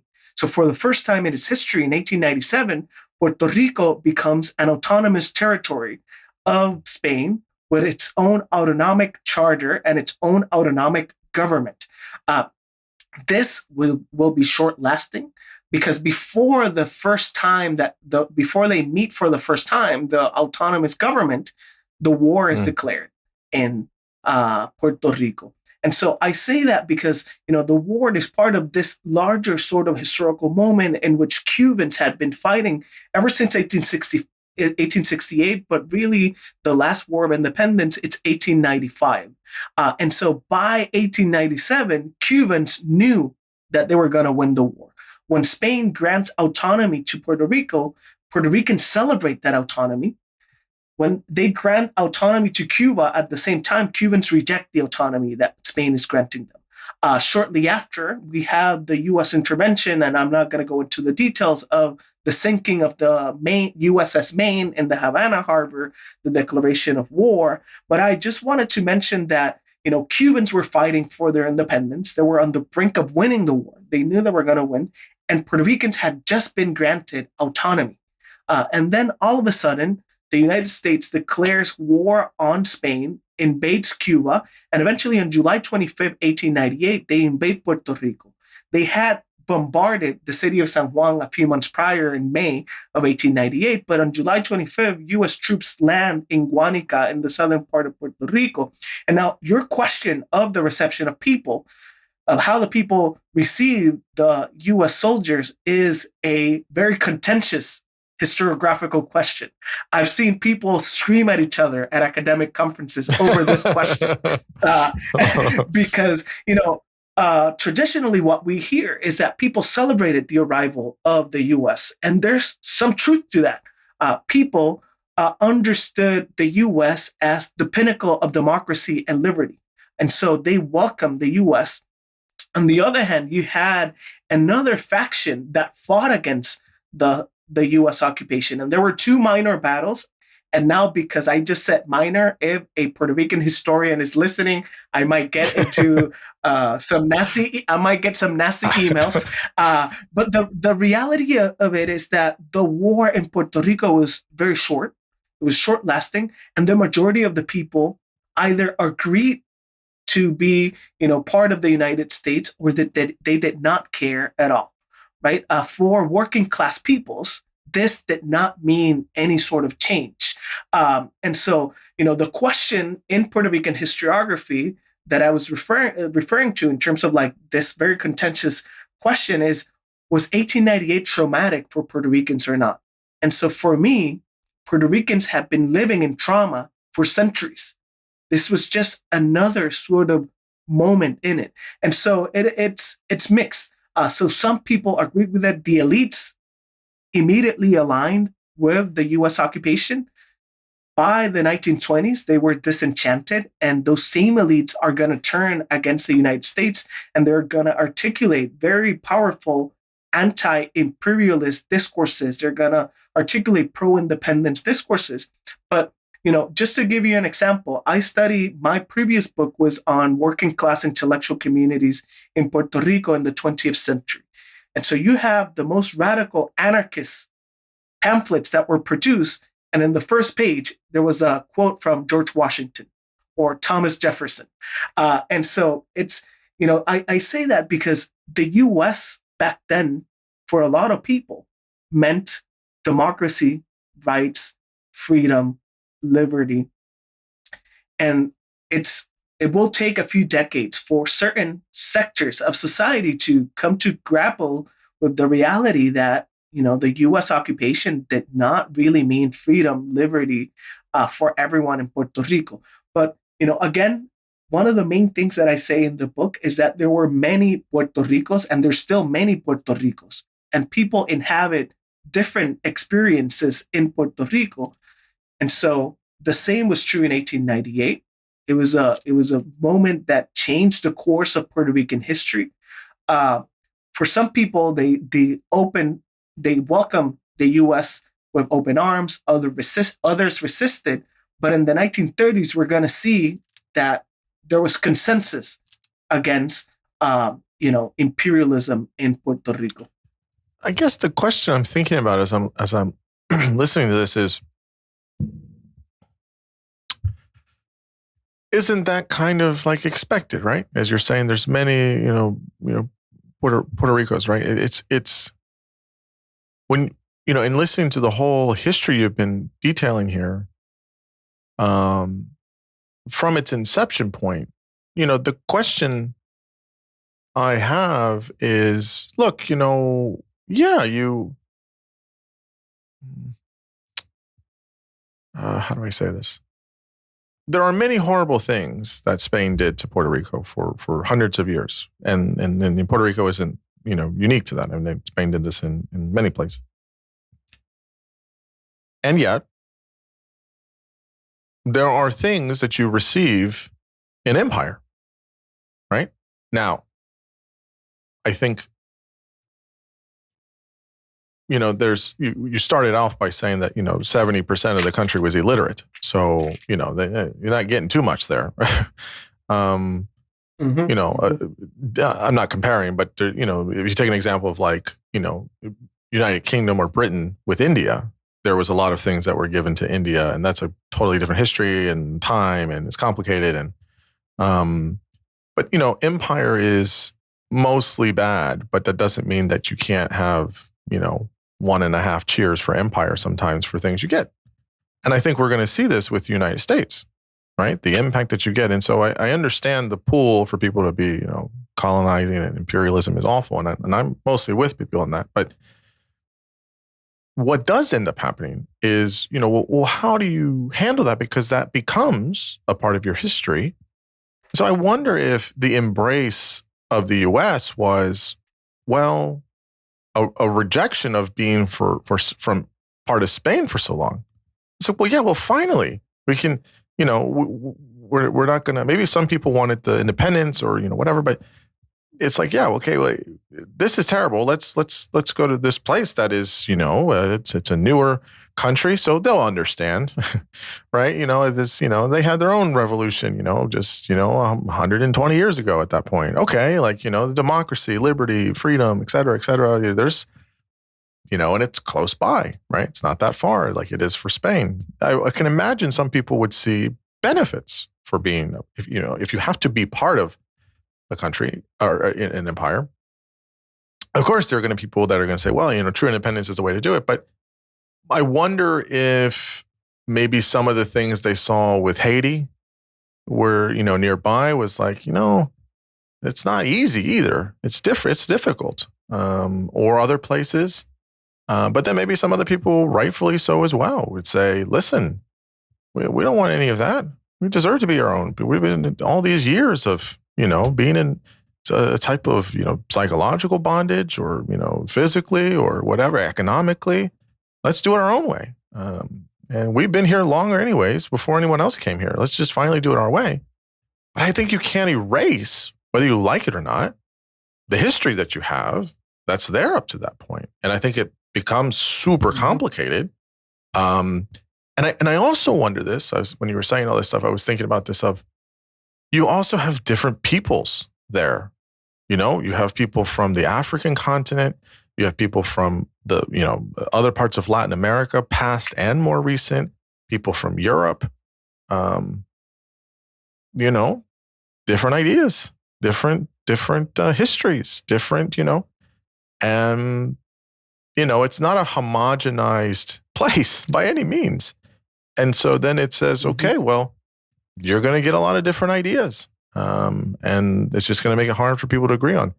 I wonder if all of these components or these pieces are a part of, well, the real question is, and this is something that I'm sure we'll carry through as we, continue the conversation here, is what does it mean to be Puerto Rican? What does it mean? What is that identity? You can't have, unfortunately or unfortunately, or fortunately or unfortunately, excuse me, to be Puerto Rican without being some aspect of, what it was to be under Spain for so long. And that's true for most of us in Latin America. I mean, that's just the reality, unfortunately or fortunately. But I think you can kind of divorce it from that and say, okay, fine. Okay. There's a part of the history or whatever. And that's not the entirety of it. But in terms of identity, you're moving from because there's another piece of this too, right? Which is you're moving from a Spanish identity, right, to an identity in the United States that's still trying to to figure its own self out. People in the United States haven't figured themselves out today, and they definitely did not figure it out in 1898. They don't know what the hell's going on, right? They just almost killed each other, 30 years prior, 40 years prior in a civil war about, awful things with race and enslavement and economics, etc. So that's also interesting because it's like, well, when I think about this conversation, well, what does it mean to be Puerto Rican? Well, it's not to be part of the United States. That doesn't happen overnight. And you can do all the great things or horrible things or whatever that we'll talk about in the 20th century. But for so long, it was Spain. And Spain, whether you liked it or not, that was still a piece of it. It's not a Puerto Rico by itself, not touched by that. So then to just slip to, again, a completely different culture, United States was figuring itself out. It speaks English. It has, different history and culture. It's much newer. Spain is, super old. I mean, that's also different, even from moving from empire to empire. So all these things. Sorry, all these ideas I had for while you were talking. What do you think? Is in terms of identity at this, because there's the reason I'm spending time on this is I think the kind of big crossroads, because everything that we know now or any debates or discussions you have now about Puerto Rico from a U.S. Perspective or from a Puerto Rican perspective is always going to have that big point as starting. That origin point is probably here, at least directly, and then kind of going out in different directions. So yeah, and that all of these things you can take it however you want, whatever your thoughts are. But this idea of what does it mean to be Puerto Rican? What does it mean to have that identity? Knowing all of these other things, moving from one empire to another, et cetera. And yeah, what are your thoughts on all this? Absolutely. Wow, it's a lot, but I like that wholeness of those, all those thoughts, because I think, they're so relevant today to think about the Puerto Rican experience in the 21st century, right? And so we need to, I guess that one of the reasons why I wrote this book, which is a history book, is to try to understand Puerto Ricanness today, right? And so we cannot understand what being Puerto Rican means or what Puerto Rico means without understanding this messy and complicated and complex history that goes all the way back to the pre-Columbian times. But I think that 1898 becomes sort of like this turning point, right? We talked about how we see like the origins or the beginnings of modern Puerto Rico in the late 19th century. But then in 1898, there's like this sort of big moment that changes everything, right? And so I think that to your point about, U.S. empire vis-a-vis Spanish colonialism, Spain was a decaying empire, as you mentioned.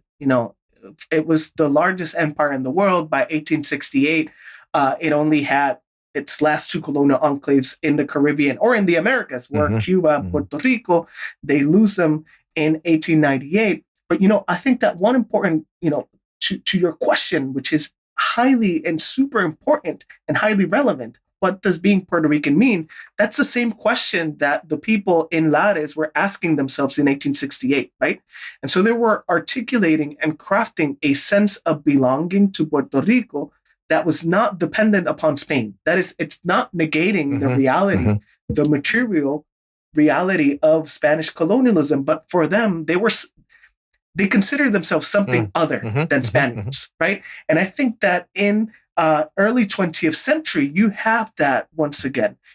I think that the post 1898 moment is, it's a moment of a lot of confusion. It's a moment of political reorganization. You have a new polity that's emerging. You have a new system of government. So Puerto Rico gets occupied on July 25th, 1898. From there until May 1st, 1900, Puerto Rico is ruled through a military government. In 1900, there's the passing of what was called the Foraker Act, which basically created a somewhat democratic government that resembled the U.S. three branches system. And that's going to be reorganized in 1917. So from 1900 to 1917, Puerto Ricans were Puerto Rican citizens, which meant nothing in the international community. So we were in a sort of legal limbo until the passing of the Jones Act in 1917 that granted Puerto Ricans U.S. citizenship. And we can talk about that and what that means, because it is a fact that Puerto Ricans are second-class U.S. citizens, right? And there's a series of U.S. Supreme Court's cases that basically dictated the second-class citizenship of Puerto Ricans, known as the insular cases. They go all the way from 1901 until the 1920s, in which they argued, among other things, that Puerto Rico is an unincorporated territory of the United States, that Puerto Rico belongs, but it's not part, Puerto Rico belongs, but it's not part of the United States. And ultimately, the last of the Supreme Court cases, the insular cases that I think it's very important, is Balzac v. Puerto Rico, which was decided in the early 1920s, which argues that the Constitution of the United States does not follow the flag, which means that me, as a Puerto Rican in Madison, Wisconsin — actually, I live in Verona. I don't want to throw dirt on my hometown.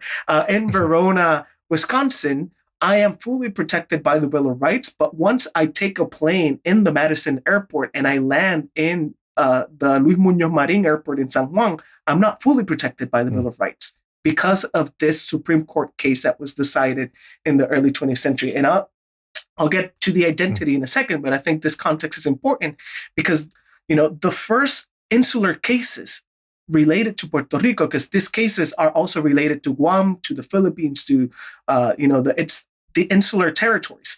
But the first Supreme Court cases that were related to Puerto Rico, part of the justices that decided those cases were the same justices that decided Plessy v. Ferguson that segregated the U.S. South.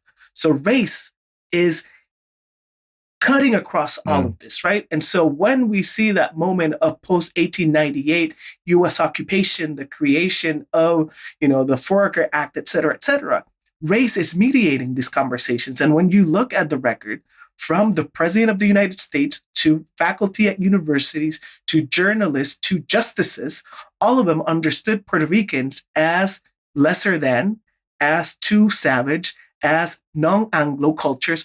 And part of the reason why, until 1898, all of the territories that the United States occupied in this sort of imperial expansion were put on path towards statehood, and Puerto Rico was not, either statehood or independence, it's because Puerto Ricans were not deemed fit for self-government or incorporation into the Union, right? And so I think that's important because, even if a lot of Puerto Ricans wanted to become part of the United States back then, and even now, I think that the United States government, because I don't want to equate the U.S. to like everyone in the U.S., but the people that were in power did not want Puerto Rico to become a state. And they thought that Puerto Ricans were not fit for self-government either. And that's why, Cuba becomes a republic after a military government or a military intervention, and then multiple U.S. interventions in Cuba, and Puerto Rico becomes this colonial possession ratified by the Supreme Court of the United States. And so as all of those things are happening, I think that, the first 2-3 decades were very complicated in terms of how Puerto Ricans understood themselves. And it's not until the 1930s that we see another intellectual generation, a generation that had lived through the U.S. occupation, that begins to think, what are we? There are very important debates in the University of Puerto Rico, particularly around this intellectual called Antonio S. Pedreira, who wrote this very influential book called Insularismo, highly racist as well, that argued, we need to understand what's the essence of Puerto Ricanness, right? And so in his argument, it was a rejection of the U.S. And he was, going back to Spaniard times when things were better.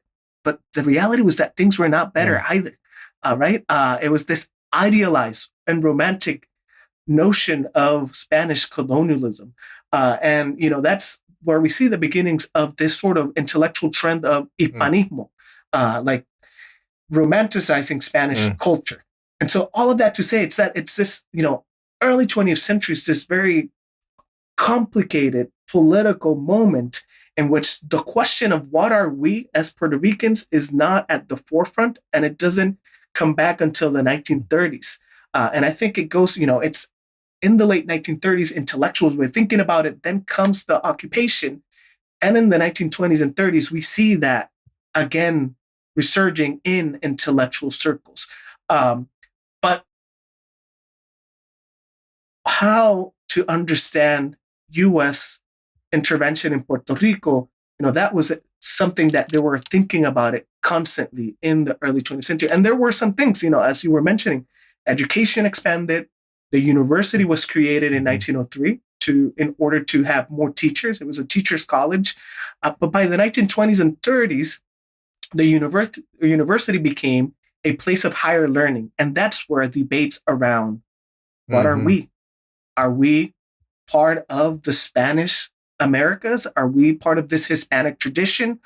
Or are we part of this new Anglo tradition? Or how can we merge both? So those conversations were happening as well in the early 20th century. Yeah, that's super important. I mean, obviously you detail in the book that, after it comes under U.S. rule, education, English language is there, certain kinds of, American morals and values, things like that. And obviously there's a depression in World War I and things like that. But out of that, there's this move for industrialization and literacy in the 40s and 50s. And we get to, consequential figure of Munoz Marin, for the popular Democratic Party. And so he becomes governor, and he gets the Constitution ratified in 1952, and then Puerto Rico becomes a Commonwealth. So the Great Migration is also happening at this time as well, from Puerto Rico to the U.S. New York is a big player there. So if I'm kind of fusing two ideas together. You can tell us about Marin and how Puerto Rico became a Commonwealth. That's important.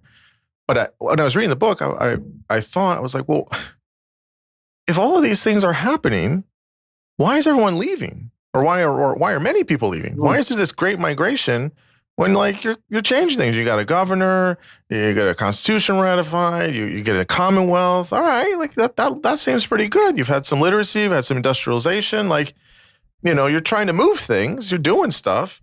Why is everyone leaving? Why are they all coming to New York? I mean, New York's great, but I mean, why are they coming to the U.S.? Why are they coming to New York? So kind of talk about these two big things in the 50s, 40s and 50s migration, but in the 50s where you have that, how we understand, Puerto Rico as a Commonwealth and then this big migration as well during this period. Absolutely. Yeah. So I think that a very important sort of moment is the Great Depression in the late 1920s, early 1930s. And then you have the New Deal in the United States, and you have sort of New Deal programs in Puerto Rico, like the Puerto Rican Reconstruction Act that later became La Prera. And so in the 1930s, you have a lot of projects from the university, from the state, from the federal government, trying to understand, how to fix quote unquote Puerto Rico's problems, right? Which was this, if the Great Depression was terrible for the United States, it was exacerbated in Puerto Rico because of, long structural problems. And so it is from that sort of conversation about New Deal, about how to improve Puerto Rico, that we see the rise of this young politician, former poet, former socialist, former, he was writing in communist magazines, Luis Munoz Marin, who was the son of Luis Munoz Rivera, one of the most important autonomists of the 19th century. He was actually one of the people that was crucial in getting the autonomic charter of 1897 passed and making Puerto Rico an autonomous part of Spain before the occupation. And so he comes from this sort of political royalty. And so he's a bohemian, he's in New York, he's experimenting with everything, with life. And then in the 1930s, he becomes a very important political figure in Puerto Rico, and particularly because of his contacts in Washington, and he becomes a New Deal emissary. But he's also taking notes of what these New Deal programs are doing in Puerto Rico. And so he also advocated for independence. He's actually expelled, or he resigns from the Liberal Party because the Liberal Party actually dropped the independence clause from its sort of platform. And so he creates this new political party that eventually will become known as the Popular Democratic Party, El Partido Popular Democrático. And it is a revolution what they do. I have to agree. When I was becoming a historian, I said that I would never write about sugar or Luis Muñoz Marin, and now they hunt all my writing because it's unavoidable. Because Luis Muñoz Marin became sort of this larger-than-life figure in Puerto Rico, and the Popular Democratic Party sort of had this revolution through the ballot box. It's how it was known, right? It's this moment of, Operation Bootstrap sought to industrialize Puerto Rico. They had Operation Serenity, which was basically that you could not have the industrialization of a country without also transforming the intellectual apparatus, basically leading to the creation of this massive grassroots educational program called Daiberco, which was basically composed of film, posters, and popular education. They would send people to the countryside. It was a massive literacy program. And then you also have the creation of the Institute of Puerto Rican Culture. You have the creation of the Puerto Rican Archives. So it's this sort of intellectual moment as well, in which, one of the things that Muñoz Marin was doing was also thinking about, how do we define the Puerto Rican nation, right? What is that Puerto Rican essence, that debate from the 30s that stems back to the late 19th century? And so in all of that moment, at some point in the 1940s, Luis Muñoz Marin drops the pro-independence sort of discourse. And so he says that, the future of Puerto Rico cannot be solely defined by this pro-independence route, that we needed to take care of Puerto Rico's problems now, right? And so it was this sort of autonomous discourse that resembled his father's. And so from there, he was able to create sort of hegemony within his party and within popular politics. His party won every single election until 1968.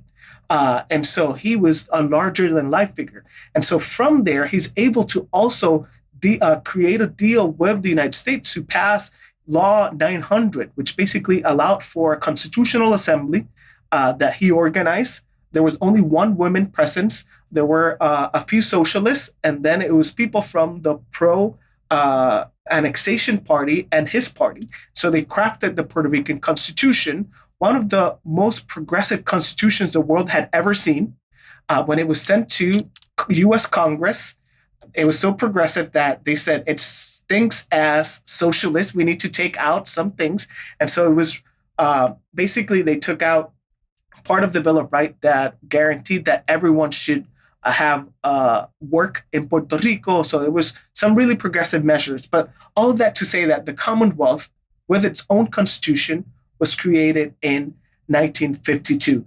And so to your question, things were happening. Why were people leaving? I think that's a crucial question, because one of the things that I argue in the book, and this is not me, this is me drawing on a broad scholarship, is that, in order for Puerto Rico's industrialization to be successful, many people needed to leave. They thought that Puerto Rico was densely populated, which was not true. It's not factually true. New York was more densely populated than Puerto Rico. And so they created sort of this sponsored migration. And I'm here, I'm drawing on a scholar who has a book, Professor Meléndez at CUNY, who has a book called Sponsored Migration, in which he details the ways that the state actually sponsored the migration of thousands of people. And so it's not only people migrating. In the 1930s, we see the rise of the Nationalist Party, which also advocated, for the overthrow of the Puerto Rican government in order to create an independent Puerto Rico. And, shortly after the creation of the Commonwealth in 1950, we had another nationalist insurrection in Puerto Rico in different parts of the island that was felt all the way to Washington, because some nationalists went to Washington in order to assassinate the president in the Blair House. And 2 years after the Commonwealth, Lolita Lebron and 3 other nationalists shot at the U.S. Congress as well, just to call attention to the colonial situation of Puerto Rico. And so that's, in a nutshell, all of the things that were happening that led to that moment of the creation of the Commonwealth, and the Popular Democratic Party was crucial. Now, the Operation Bootstrap project of industrializing Puerto Rico failed miserably. Right now, I think that we're living in the cadaver of that sort of romanticized idea. But the idea of the nation that Luis Muñoz Marín, the PPD, and its cadre of intellectuals created is very much alive, because they created sort of this cultural nationalism in which you did not need to be a sovereign nation state in order for you to be a nation. And so they created the idea of the cultural nation through the Institute of Puerto Rican Culture, through, a cadre of intellectuals in the University of Puerto Rico, et cetera, et cetera. It's very interesting. One thing I want to ask you. So throughout the, many, not exactly, but much of the things that are going on in the U.S., have a kind of mirroring relationship in Puerto Rico. So like, you talk about in the 70s and 80s, that they relied on debt to maintain the economy, as bad economics. But it's the same here in the U.S. too. I mean, 70s weren't great, high inflation, things like that. You do talk about how the university became really a central point. That's a book on its own, the history of the University of Puerto Rico. It's a very fascinating story, to be honest. And it became really important in the 70s and 80s. And there's a few other things there. I want to ask one kind of general question, which is, it's a specific and an abstract one at the same time. And then kind of the more current things that have happened, such as the hurricane and the protests. So there's in this period in the 50s and 60s and subsequently, there's a variety of parties that come about, and maybe some that were there or iterations of them. One you talk about is Movimiento Pro Independencia. So like and then that's into the Puerto Rican Socialist Party, and you have all of these different things, and so as it stands now, my understanding is that people have in Puerto Rico all these. You correct me if I'm wrong, but these different factions. Do we stay a territory and part of the United States? You can talk about maybe pros and cons of that. There are, I think, some pros to that for sure. Do we become a state? So we're still part of the U.S., and now that has to do with the U.S. side of things as well. And there's just activists and people real radical about some of these things. There's people that absolutely should be a state. Why don't absolutely should be a territory. Let's just leave it as it is. And then you got folks that are like, you're out of your minds. Like we're in the modern era. We need to be independent. Like we're our own country. We don't need. We've being colonized for so many years, hundreds of years from two different empires. Like, no, we don't need any of that anymore. We're gonna do it on our own. And then some people worry about like, well, like economically, is that education wise and all these things, is that going to be really helpful? And there's we got a really horrible hurricane. It was really helpful. Some of the aid we got from the U.S. They weren't great either in a lot of ways, but there's all these things. But some people are very radical about being independent. Finally, our own country. So there's at least three. I mean, maybe there's another fourth or fifth way as well, right? Which you can tell me about. But and when I hear these debates, like when I try to be very sensitive when I talk to folks that are from Puerto Rico or they have family there or whatever, because I never really know where they fall on things, right? So I'm just kind of like, okay, like I don't because it's never like whatever. People usually feel pretty impassioned one way or the other. It's not like, I guess, maybe could we work, maybe not. Usually people feel all in on one thing usually. So yeah, I guess you can maybe tell some of the history of some of these parties or movements in this period, but really where it just comes out today and sort of, so I'm kind of jumping ahead to present day, but like, what's the state of that? Because look, if I talk to many good liberal progressives in DC, and they'll say yes, it should be a statehood with DC, and and or talk to liberals or progressives in California. They'll be, yes, we should do this. And other people are like, no, that's a terrible. People on the island don't think there's like, no, we don't want to be a state. Like, that's what you guys want. We don't want that. Don't tell us what we want. So people get very impassioned about all these different things, in good intention or otherwise. So maybe just some of the roots of it, but kind of where we're at with this important question, because it keeps coming up. And you don't have to share where you fall, which camp you're in. You don't have to share your cards unless you want to. But you can feign neutrality here. But tell us kind of about this kind of dynamic of sorts. Oh, yeah, no, absolutely. And, I have a book to promote, and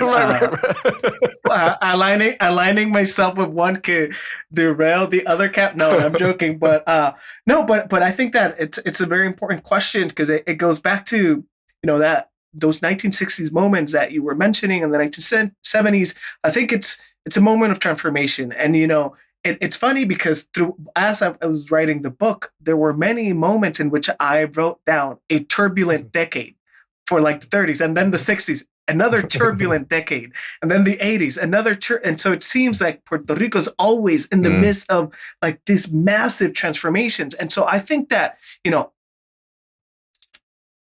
was going to say two things, then I was going to say three things, then four, but I'll say a few things about this. So the first is that, part of the reason why industrialization failed in the first place was because it was dependent on U.S. capital. It was always sought to attract U.S. capital. And so there was no national project to actually jumpstart a local economy dependent on the resources that we had in Puerto Rico. And so it was doomed from the start. And so in the 1970s, when this high debt begins to grow, and also you have the oil crisis in 1973 with the Arab states in the OPEC, and that impacted Puerto Rico. And so the Puerto Rican government ordered a study by a Yale professor who then will go and receive the Nobel Prize on economics, Tobin. And so the Tobin report basically argued, and this, mind you, was ordered by the Puerto Rican government. It said, you need to divest from being so reliable on U.S. capital. You need to create your own sort of economic structure. And so what the Puerto Rican government decided to do after the report was published, to do exactly the opposite.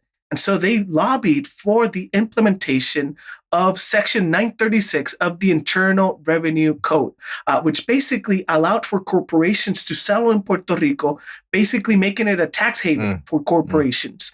And so once again, we're becoming dependent. And so we did not have a sort of like a national economic project. As this was happening, a lot of people were saying, this is the 1960s. It's the Third World Liberation Movement. You have the independence of African colonies, Asian colonies. You have national liberation struggles elsewhere. You have Cuba in 1959. And so a lot of people in Puerto Rico are paying attention, are saying, we want to also be independent. And so you have the rise of the new left, of armed liberation struggles in Puerto Rico, armed movements, and I document all of those in the book. But that's also a particular moment in which state repression is brutal. And so one thing that I like to remind people is that when the Popular Democratic Party first emerged, the main contender, that is party number 2, was the pro-independence party. And so there was a large part of the population that was in support of independence. But the thing is that the pro-independence movement has been so heavily censored and persecuted that, my grandfather, when I was growing up in the 90s, late 80s, early 90s, my grandfather would tell me, do not hang a Puerto Rican flag in your car because you're going to be targeted by the state. And so that is very ingrained, right? And so I say that because a lot of people don't talk about or don't see independence, particularly in the older generations, as a possibility, but it's because the pro-independence movement was tied to communism, Cuba. It's part of this Cold War sort of rhetoric. And it was, I grew up listening to this sort of quote of like, I guess I'm also saying what I believe in. But, when I was growing up, I believed, and I still believe in Puerto Rico's independence. My grandparents would be like, well, do you want to become another Cuba? Do you want to become another Dominican Republic? And, they were highlighting the failing infrastructures of, frail political systems. But that is happening now in Puerto Rico. People lack electricity on an almost daily basis. We have a massively corrupt political system and system of government. So all of those things that they feared happened. Now, people are really passionate about the three options, either statehood, independence, or the Commonwealth. And I think that the conversation has shifted in the last couple of years. You mentioned the hurricane, and I think the hurricane became the sort of turning point for people to understand the colonial relationship that Puerto Rico has to the United States. Puerto Rico has been in an economic crisis since 2006. It had an unpayable debt. Shortly before Hurricane Maria, the Obama administration passed the Promesa Law, which basically created a non-elected board, fiscal oversight board that has more power than the executive and the legislative branches in Puerto Rico. So it resembles that sort of early 20th century colonial relationship that we had to the United States. And then Hurricane Maria happened, right? And then the summer protests of 2019. And so I think there's been a shift nowadays. And so to answer your question about today, we are in the midst of a very important political season and election this year. We have, for the first time, an alliance between the pro-independence party and a new coalitional party called Movimiento Victoria Ciudadana that might break the bipartisanship or the bipartisan system that we've had in Puerto Rico ever since the mid-20th century and the Popular Democratic Party. So electorally, ever since 1968, the two parties that have alternated power are the Popular Democratic Party that vouches for autonomy, and then the PNP, first the Republican Party, and then the New Progressive Party that advocates for annexation. Now, what we have is this sort of coalition that is arguing we can talk about the status. In fact, the MVC, Movimiento Victoria Ciudadana, is arguing we need another constitutional assembly to decide what we're going to do, but we need to fix what we have now. And they just created an alliance with the pro-independence party. And last week, we had very important polls, serious polls, and they're in second place. And so there's a possibility of changing that. Now, that doesn't answer your question about the political status of Puerto Rico. But I think that the situation in Puerto Rico is so dire right now that people are looking for new political avenues or new political parties that can actually address what's happening and eventually get to the question of what are we going to be. And so that could go in many ways. I think that it's very difficult for the United States to grant Puerto Rico statehood because of political forces. Puerto Rico has been historically in the 20th century Democrat. And so it would have Democratic representation in Congress, which Republicans would never allow. We would have more representation than 20-something states of the Union because of our population density, although our population is slowly but surely going down because of a massive migration in the last 2 decades. But yeah, so that's sort of the panorama that's happening. I think that there are very important political changes in Puerto Rico. And I think that people are moving away from the question of the political status as the main electoral driving force.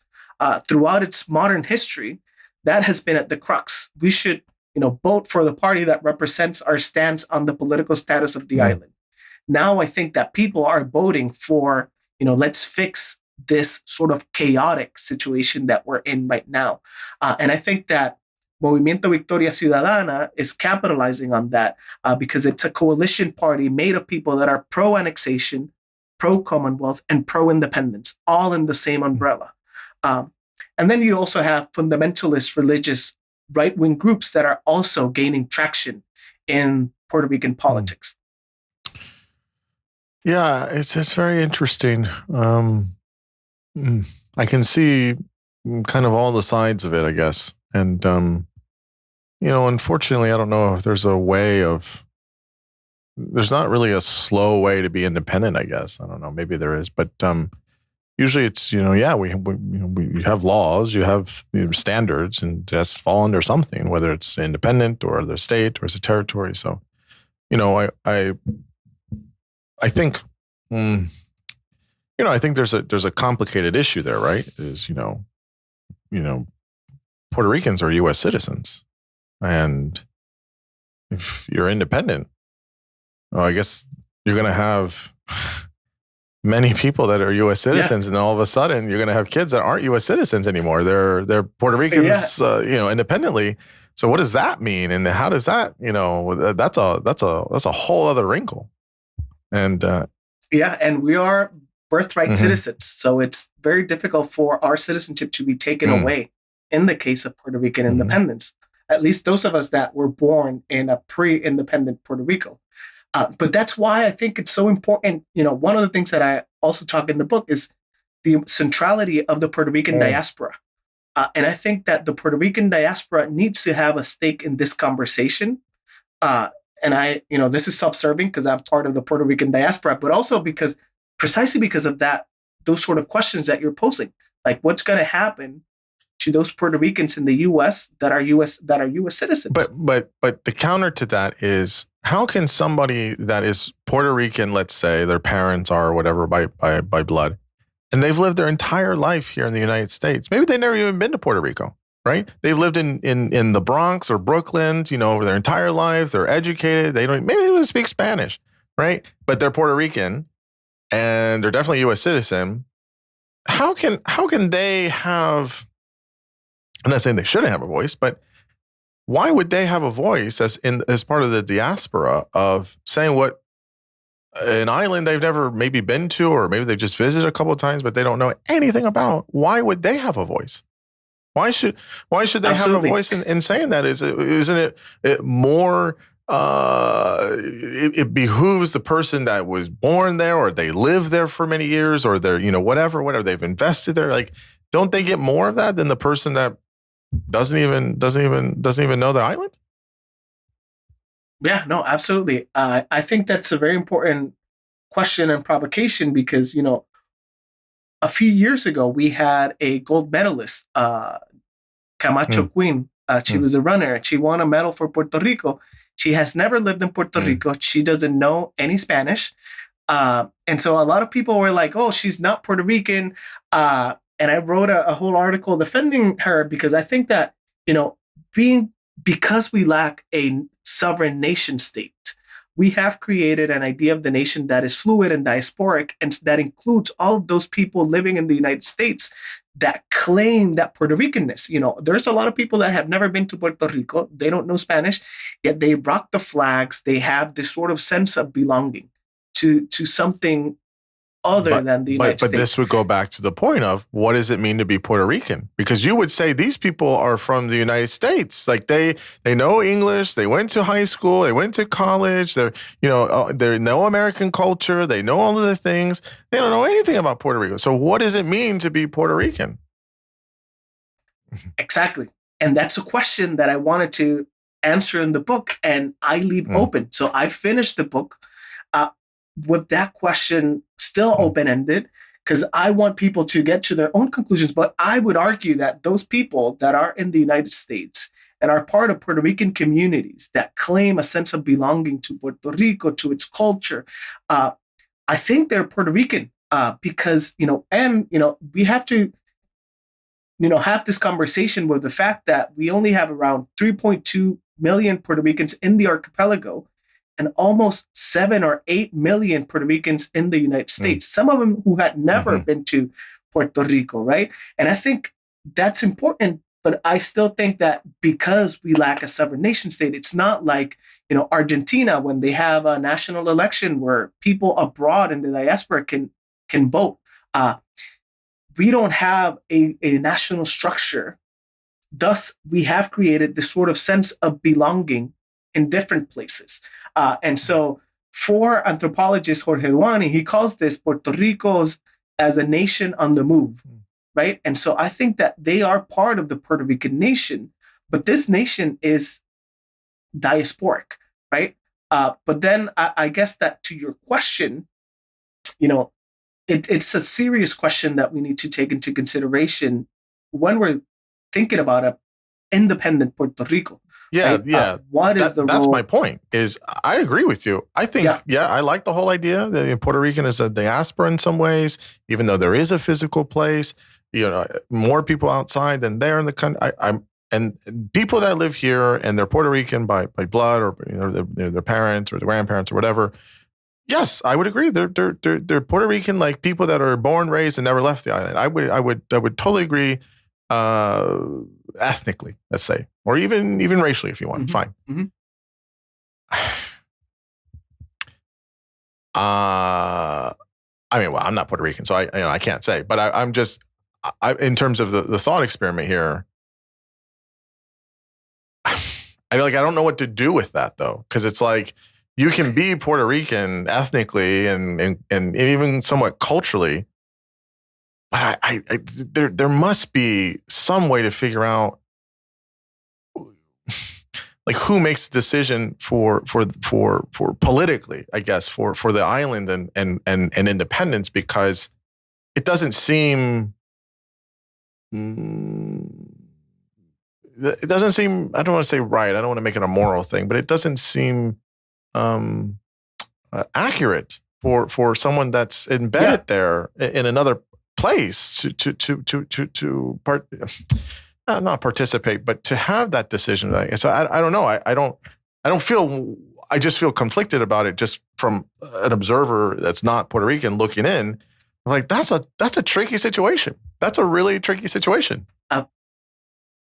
Absolutely. And just to add another wrench and keep making this more complex, to your point, one option would be for those that want to be part of an independent Puerto Rico to go back to Puerto Rico, right? But the thing is that the conditions are so frail in terms of infrastructure that it could not hold that massive migration. And so part of the argument is that a lot of the people that are in the United States left the archipelago because they were either expelled, they were part of this sort of sponsored migration, or cannot come back because the situation in Puerto Rico is very, very difficult for a lot of people. And so, part of the serious, you can have this conversation in multiple ways, but one of the most serious conversations that I've heard in the last sort of decade is this conversation about, independence need to be accompanied by reparations for colonial impact. So, for example, because of the 1917 law that made us citizens, there was an amendment, the Merchant Marine Act of 1920 of the Jones Law, which basically argues that all of the products that go into Puerto Rico, that enter Puerto Rico, need to be part of or need to be delivered by the U.S. Merchant Marine, one of the most expensive merchant marines in the world, meaning that we cannot trade freely with people. Now, when you think about the fact that Puerto Ricans import about 87 to 90% of all the things they eat, and they're paying taxes on all of the things they eat from the U.S. Merchant Marine, that makes a huge impact. Also, Puerto Rico was ruled as sort of like this economic laboratory in the first 3 decades with sugar production by absentee corporations. And so a lot of the things that people say and economists argue is that we have given more than what has been given to us. And so we can get into those nuts and bolts, but I just wanted to mention that because we can't, I truly wish, my dream would be to go back to Puerto Rico, but the situation is so dire, and more so for, the University of Puerto Rico that has, gone through so many austerity sort of measures that for me, it is incredible that it's still running, right? And so how do we fix, I guess that what I'm saying is that the problems that Puerto Rico has nowadays, not all of them, but a lot of them are tied to the colonial arrangement between the United States and Puerto Rico. And so we have a massive unpayable debt. This fiscal oversight board that was established did not allow for Puerto Ricans to audit the debt. That was one of the main demands that we had, because we know that most of that debt is illegal. And so, when we have those conversations, a lot of legal scholars are saying, well, we need to pay attention to how colonialism, both by Spain and the United States, has economically impacted Puerto Rico, has materially impacted Puerto Rico. And then I also think that, when I say independence, I sort of like say in a lower voice because I don't want people to be to get a sense. But now the moment of like revolution, of like open arms struggle that was in the 60s and 70s, it's not the same thing, right? When I'm talking about independence, it should be a process that, we cannot negate the reality that our northern neighbor, where I live, is one of the most important countries in the world. So we don't have the luxury of breaking diplomatic relationships with the United States. So how do we navigate those processes is very difficult, right? How do we claim self-determination, sovereignty, without breaking relationships with the most powerful country in the world? Well, sure, of course, yeah, absolutely. I mean, that's one thing, but I mean, legally and being recognized and economically and all those things. And okay, I don't know how reparations works for Puerto Rico. I mean, my problem with reparations is always like, you can't put a number on this stuff, right? Like it's okay, and also there's a kind of, there's a sense of pride, it's like, don't pay me off. Write me a check, and then, okay, I get to wash my hands, and then I'm good. And we gave you reparations, so you don't say anything anymore. When's that number? Where does that end? And we know that's not how that works. You can't have how many hundreds of years by Spain, and then 130 almost from the United States, and then you say, well, we'll write you. Number one, I don't think the United States has the money. Maybe, I don't know. And then you write that check, and then it's like, okay, we don't have to deal with you anymore. I mean, it's, I just don't think it works that way. And also, I mean, there's that piece of it, which is a big question mark. But then the other piece of it is, I still go back to like the cultural piece of it, right? Is that whole thing of like, there's generations now where people live here and they're part of here, and yeah, I don't know. It's a good, I like open-ended questions, right? Because I think you get more ideas and people think about it. So I'm glad you end the book that way. But yeah, I don't know. But it's you would think that after reading the book on it and knowing all the history of it, which everyone should go and buy the book, and it's great, and it's a fabulous book, and all the history is very good. It's very readable.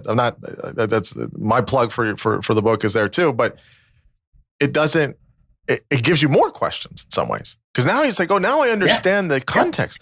Oh, now I understand the history. Okay, now I understand all these different movements and all these things. Wow, that's really complex, and you kind of see that web, or maybe more accurately, that labyrinth of issues, and then it's like, oh, man, now I really see how this is complex. This is complicated. That's just where it feels. Absolutely. And just to your point about reparations, we could look at history for examples. After the War of 1898, the United States pressed Spain to cancel Cuba's debt, and so it was called an odious debt. And so a lot of people are saying what we have in Puerto Rico is an odious debt as well. It was unfairly generated. Most of it was illegal. We don't even know who took this money because we cannot audit it. We're not allowed to audit the debt. And so we might as well just cancel it. The US did it with Cuba, pressuring Spain, right? So that would be one way. But I think that, there are also some people that believe that regardless if it's independence or if it's statehood, we need to end the colonial situation in Puerto Rico. It's unsustainable. It's 500 plus years. And so for a lot of people, decolonization means annexation. I have my own political inclinations and disagree with that, but I think that, there's consensus now about the need for decolonization. And I think that's what's permeating conversations in Puerto Rico right now in the political sphere. And I hope that, my book also was written in a way to highlight the ways that throughout our history, we've been agents of political discourse and change. We've had agency. It's not that Puerto Ricans have been colonized and passively accepted that colonization for 500 plus years. But they have been active participants in these conversations. And so I think that, as this conversation is happening right now, that there's still so many things that, I don't have an answer to, but I hope that we can look to history to solve them. But it's complicated. I think this is the question. I mean, you've asked multiple questions that I've said that it's the question because we have multiple yes. Very crucial and important questions to answer in Puerto Rico. No, for sure. Well, Jorell, this was so much fun, man. I mean, I really enjoyed the conversation. I as I said to you before, I have people in family and friends and coworkers that are from Puerto Rico. They're born here, and just big love for my Puerto Rican brothers and sisters. My fellow Latinos. I love all of them, and it's so wonderful to have your book out there, one place to kind of get a really great history for everything. I think people that are from Puerto Rico will really love it, and I think people that are from Latin America will love it, and other people that aren't, because there's so much to learn, and you do such a wonderful job of not even educating, sure, but more of just kind of taking us along the journey and showing us what the complicated history, the beautiful history, and the ever evolving history of Puerto Rico. So I can't say enough thanks for the 2.5 hours we did talking about this. I feel very proud of that, and so I appreciate your mind and your energy and just who you are. So big thanks. No, thank you. It's been such a delight just to be in conversation, to talk about the book, but also to talk about some very important questions that are very personal for me. So I appreciate it, and I'm grateful for the space and for the conversation. So thank you. No, thank you.